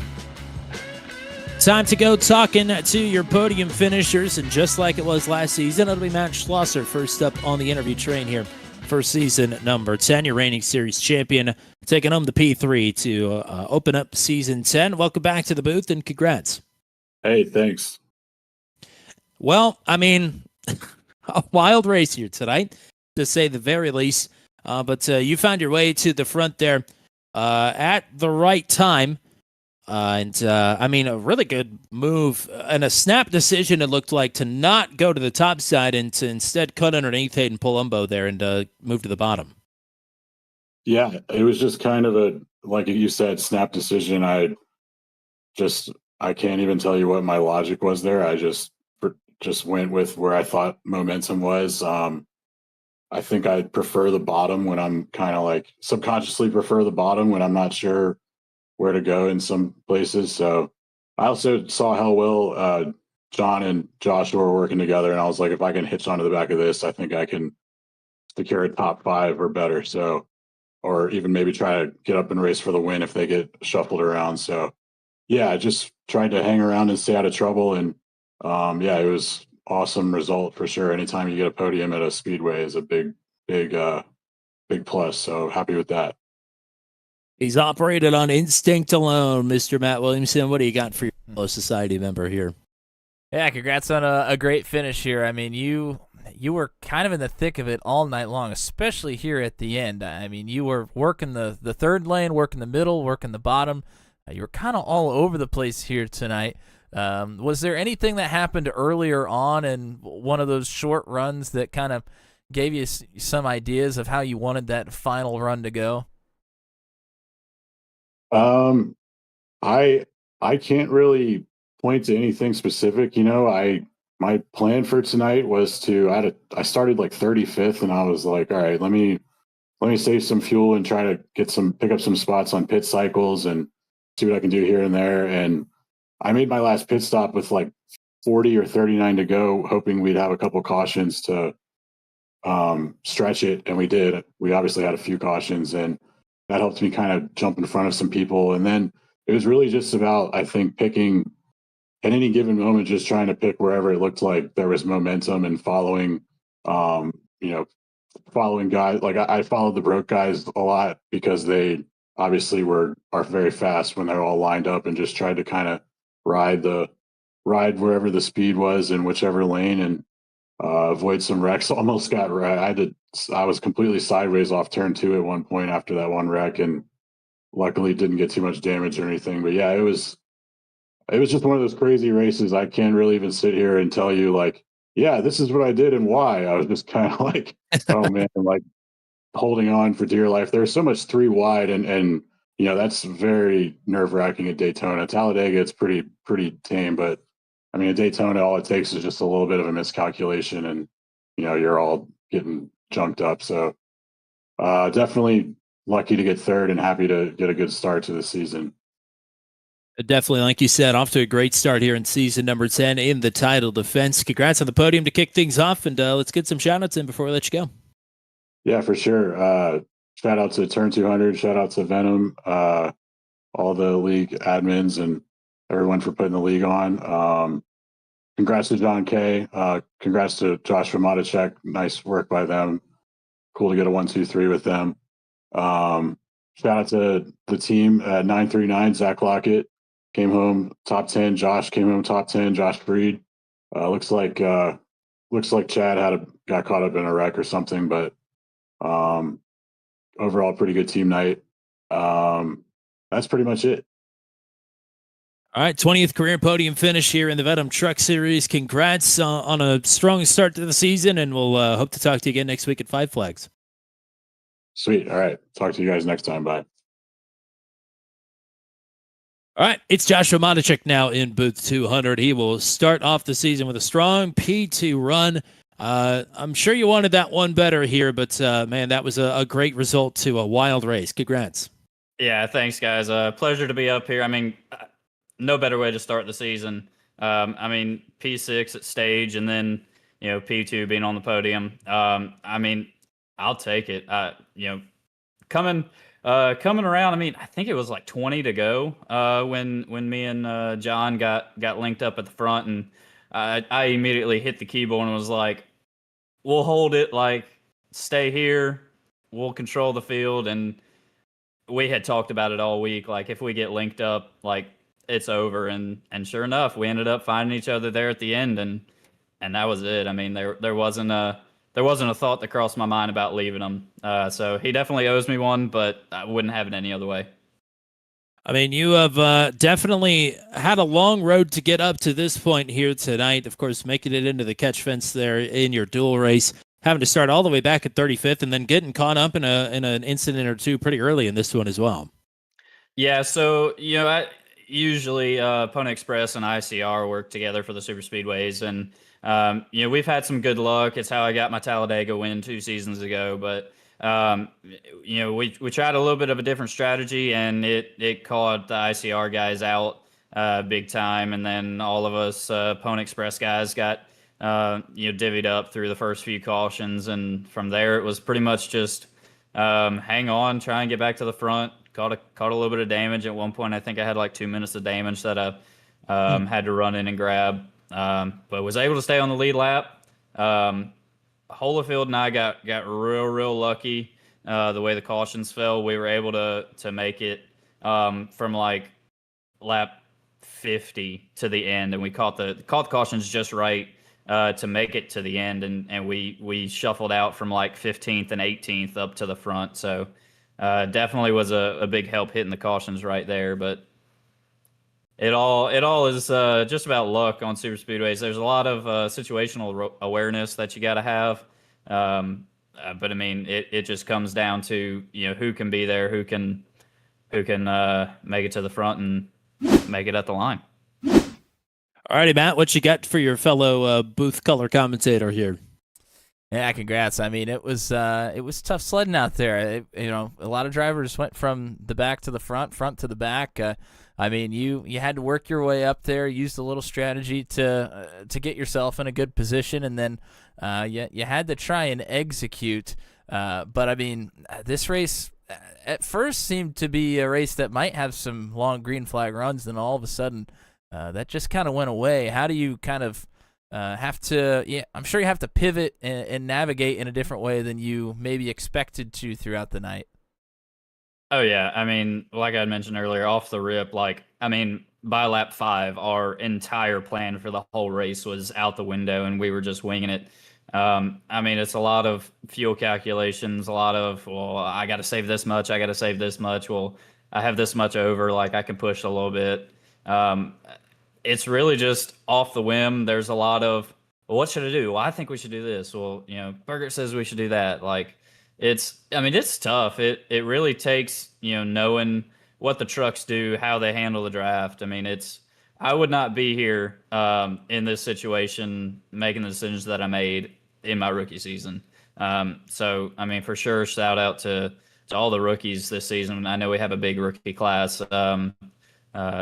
It's difficult. I mean, it's one of a kind super speedway racing to be able to start at the back and push yourself and make it to the end. So I'll take it. Well, let's get some shout outs in here. Strong start to the season for you here in the runner-up spot. Yeah, huge shout out to Bailey as always. Just letting me do it, let me cheer me on and everything. Shout out to my parents, always up here watching. Shout out to a buddy from work, Alex Dean.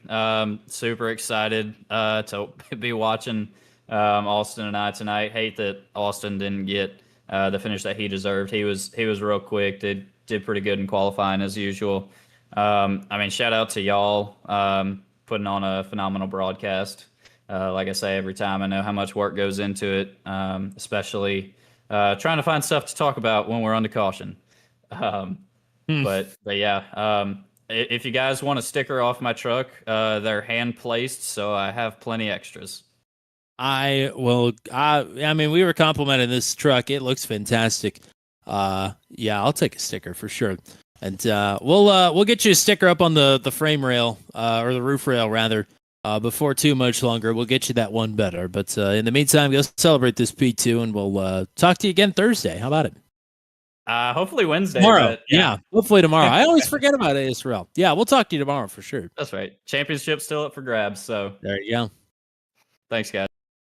Oh, I moved him out too early. I keep doing that lately. All right, start the clock. John Kay is in booth 200, and he is a race winner once again. Oh, boy. You will add your name to the illustrious list of winners of the Rocketman Memorial 85, and you've done the impossible. Not only have you won the Venom Pro-Am in the Rocketman, but you've also won your Duel in the Rocketman. I think both of those are first, at least in our time here on Turn 200. You opened up an Earnhardt-esque can here this evening. Welcome back to the booth and congratulations. Yeah, I had the man in black behind me watching, telling me what to do. So that's pretty fucking awesome. Last time I won the Clash, it was not a good start to the season. So I'll take it. Bank a win and just keep going, dude. This is cool. Shout out Josh Matacek too, man. Couldn't have done it without him. Me and him were talking back and forth the whole time on those restarts and stuff, and great pushes at the end. He could have very easily missed a push and wrecked me, and he did such a good job. So I literally couldn't have done it without him. I mean, a pretty strong start to your race. Obviously, staying up towards the front there around Jeremy, getting caught up in that big one, having to work all the way back up through the field. But I mean, it was pretty obvious that you were one of, if not the driver to beat here this evening. I mean, other than the result, but I mean, you just look so strong and confident, planted at the front of that field. Yeah, I actually just watched it back. I had no idea what happened in that wreck, where we were all three wide right before stage points, and I was pretty pumped. I was like, I'm in an okay spot for stage points here, and just kind of hanging out. And then next thing I know, the whole field's flying apart, and I go down to the apron, and I think I got away from everybody, and Zach Lockett got turned and spun me, and I thought that was such a slow, lazy spin. I was like, I'm going to get killed by somebody, and I just kept spinning, and I only spun twice, but it felt like I spun about 8 times. And I actually got smoked, like, straight in the driver's door. So, don't know how we survived that, but yeah, I mean, it just got kind of lucky, and got on kind of a decent strategy, and then had to drive a little bit there, had to break out a little bit of the Cole Trickle playbook and go to the outside of everybody and pass them. So, man, that was cool. That was fun. That was a lot of fun. I've had a lot of good luck at super speedways lately, and made a little bit of my own tonight. I feel like it's special. That was fun. Well, Matt, what you got for your Rocketman winner here tonight? Man, nothing but a huge congratulations. I mean, winning the Clash, winning the Duel, winning the big one. It is one hell of a way to kick off a season. Coming off season number 9, you had a great chance to try and take the championship. You just came up a little bit short. I mean, I would imagine nothing probably feels better than this right now to start a season after just narrowly missing out on a chip. Yeah, I mean, the end of last season sucked. I'm not gonna lie. I had a checklist of things I needed to do, and I did every single thing except for one, which was beat Matt, and he made the right call at the right time. And I feel like, other than a couple of small mistakes that cost me some points, I ran really well in the chase last season, and I'm just gonna keep trying to do that. I mean, you can only control so much, but if I can keep controlling what I can control, it should be a good season. And it's crazy that I won a Daytona. Oh man. Dega last season, Atlanta, really good run in the playoffs, and now this. I probably have used all my luck up at super speedways for the rest of the time, but you just kind of don't look a gift horse in the mouth, and you keep on going. As I say, we're hard pressed to stop you from doing well at the super speedways all of a sudden. So we'll hope this trend continues. We'll find out in a few weeks. We really don't have to wait that long until we get to Talladega. So, in the meantime, the time is yours here. You've won a crown jewel here in the Venom Truck Series. The Rocketman Memorial 85 is yours tonight. Let's get some shout-outs in. This is, awesome to have won this race. Obviously, we lost Merv Turner, who was a big part of the league, and it's kind of crazy. And again, I never really got really good finishes at super speedway races, so to be able to have won this race is pretty cool. I mean, like, Rodney and Jeremy are the two that I think of first that come to mind that have won this race, and to be in kind of the same air as Jeremy at a super speedway, and Rodney's no slouch either, but it's pretty damn awesome. Shout out to Allie, my girlfriend. She is officially a doctor. She finished her last clinical on Friday and got her test results for her national PT exam today, and she passed. So big day in the household. Man, I'm so proud of her. She puts up with a lot of shit that I do, which, I mean, it's not like bad, but it's just like dumb boy shit. And she deals with it. She deals with the racing. She deals with me yelling like a psycho when I luck out a super speedway win.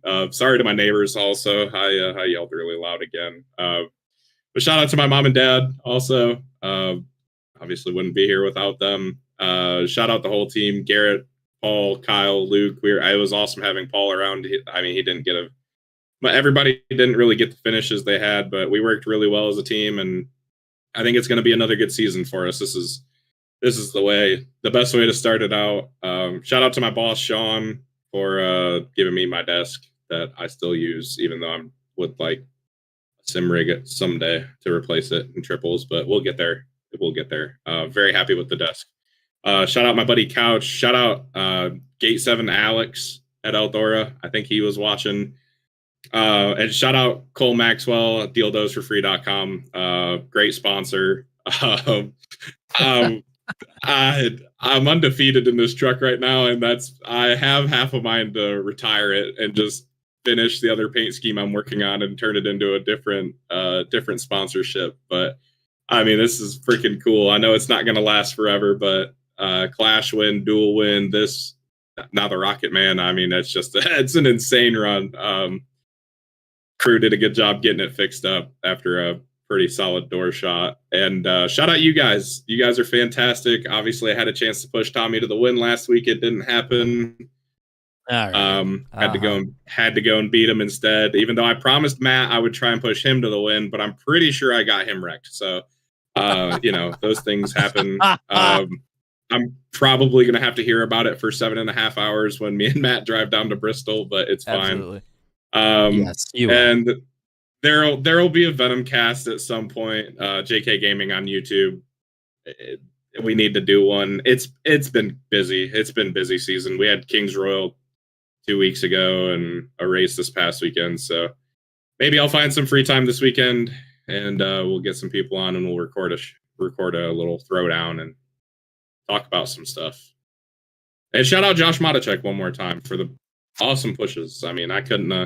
Me and him talked about it all freaking week long, dude. Like after the clash, juked him out of his shoes, and we were talking after the race, and he was like, "Man, if we're together at the end of the Rocketman, let's do the thing." And I was like, "If I'm behind you, I'll push you all the way to the win." And he said, if he was behind me, he'd push me all the way to the win, and we made it happen. That's crazy. I can go dirt race with him again now. He didn't wreck me, so didn't give me any damage. So we're back on good footing. And I mean, just incredible. What a fucking race. Wow.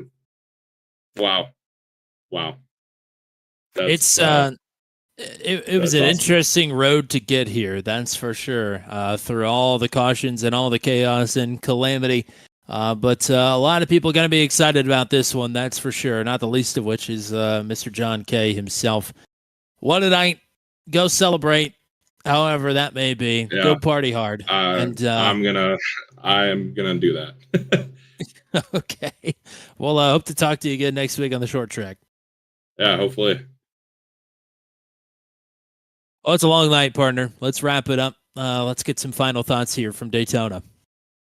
Yeah, it was interesting. There's no doubt about it. I think I don't know. I really don't know what to say. I mean, it was about the finish that we were looking for, and we had some green flag running there in the beginning, and then, man, things kind of fell apart there for a moment. I cannot lie. Things were a little chippy in the driver chat as well. I know nobody could hear that, but things were getting a little hostile. So it's certainly going to be interesting to see how everything plays out after this. I mean, we're going to Five Flags next week, which I honestly kind of know what to expect, but at the same time don't know what to expect. We've obviously never been there in the Venom Truck Series. I think we'll see some drivers that you don't expect maybe do well there. So I am very excited to see that. But I cannot give John Kay his flowers. We don't like to give John Kay his flowers. I have to give them to him this week. I mean, 3 wins in a row, the exhibition race, the duel, and the Rocketman 85 here. I mean, that is just an unbelievable run. So I hope that he enjoys it thoroughly. We're going to give some shout-outs to everybody that was in the chat here as well. Quite a few people to thank for being here. Zach Lockett, Stickers McQueen, RJ Starcevic, Nate Siefker, Cole Maxwell, Robin Modacek, Chris Surgent. Shout out to the Max V guys from Thursday being in here tonight as well. Chris Surgent being one of them. Pascal Samard, Damian Dania for Wednesday nights. Alex Dean, Greg Mall, another Thursday driver. Twisted Drifter, a Thursday guy. Shout out to Ryan Dye for being in the chat. First here tonight, by the way. Alex Peace, Spaceman Dudley. Who else we got? Of course, Bailey Marie Monacek, Ty Coleman. I think that was Doug Tobias was here as well. Thank you guys for tuning in, chatting with us here. It was a long one. Thanks for tuning in for a majority of the stream. Seemed like we had quite a few here throughout the night, so appreciate that very much. And I'll get my little portion out of the way, but first I will tell you to go check out PeoriaTT.com for tickets to the world-famous Peoria TT August 16th. Please do that. Yes. Yeah. So what we got coming up tomorrow night? It's championship night for the SRL Sports Car Championship. 2 of the 3 titles already have been wrapped up and decided, but very much still the silver division is very much up for grabs. That is a hotly contested one. Joshua Modacek will be in that fight as well. So tune in tomorrow night at 8:15 p.m. Eastern Time for that one. Then a Thursday night, we're super speedway racing again, this time with the Max V boys on a Thursday night. So catch us for that one at 9:15 p.m. Eastern Time, the new start time for Max V Trucking on a Thursday night. And that is all we got for you until we get back to 5 Flags next Tuesday night for the Venom Truck Series. Catch us again at around 8:15 p.m. Eastern Time for that one. That is all we got for you here tonight. Thank you to the admin team, as always, and Godspeed to them after this one. Thank you to Tectate for sponsoring the Pole Award, and thank you to the drivers as well. And, yeah, that's all we got for you here tonight. On behalf of my partner, Mr. Matt Williamson, until we meet again here from the World Center of Racing, I'm Tommy Cook saying so long. And congratulations to John Kay, the winner of the Rocketman Memorial 85 in Season 10. Have a good night, everybody.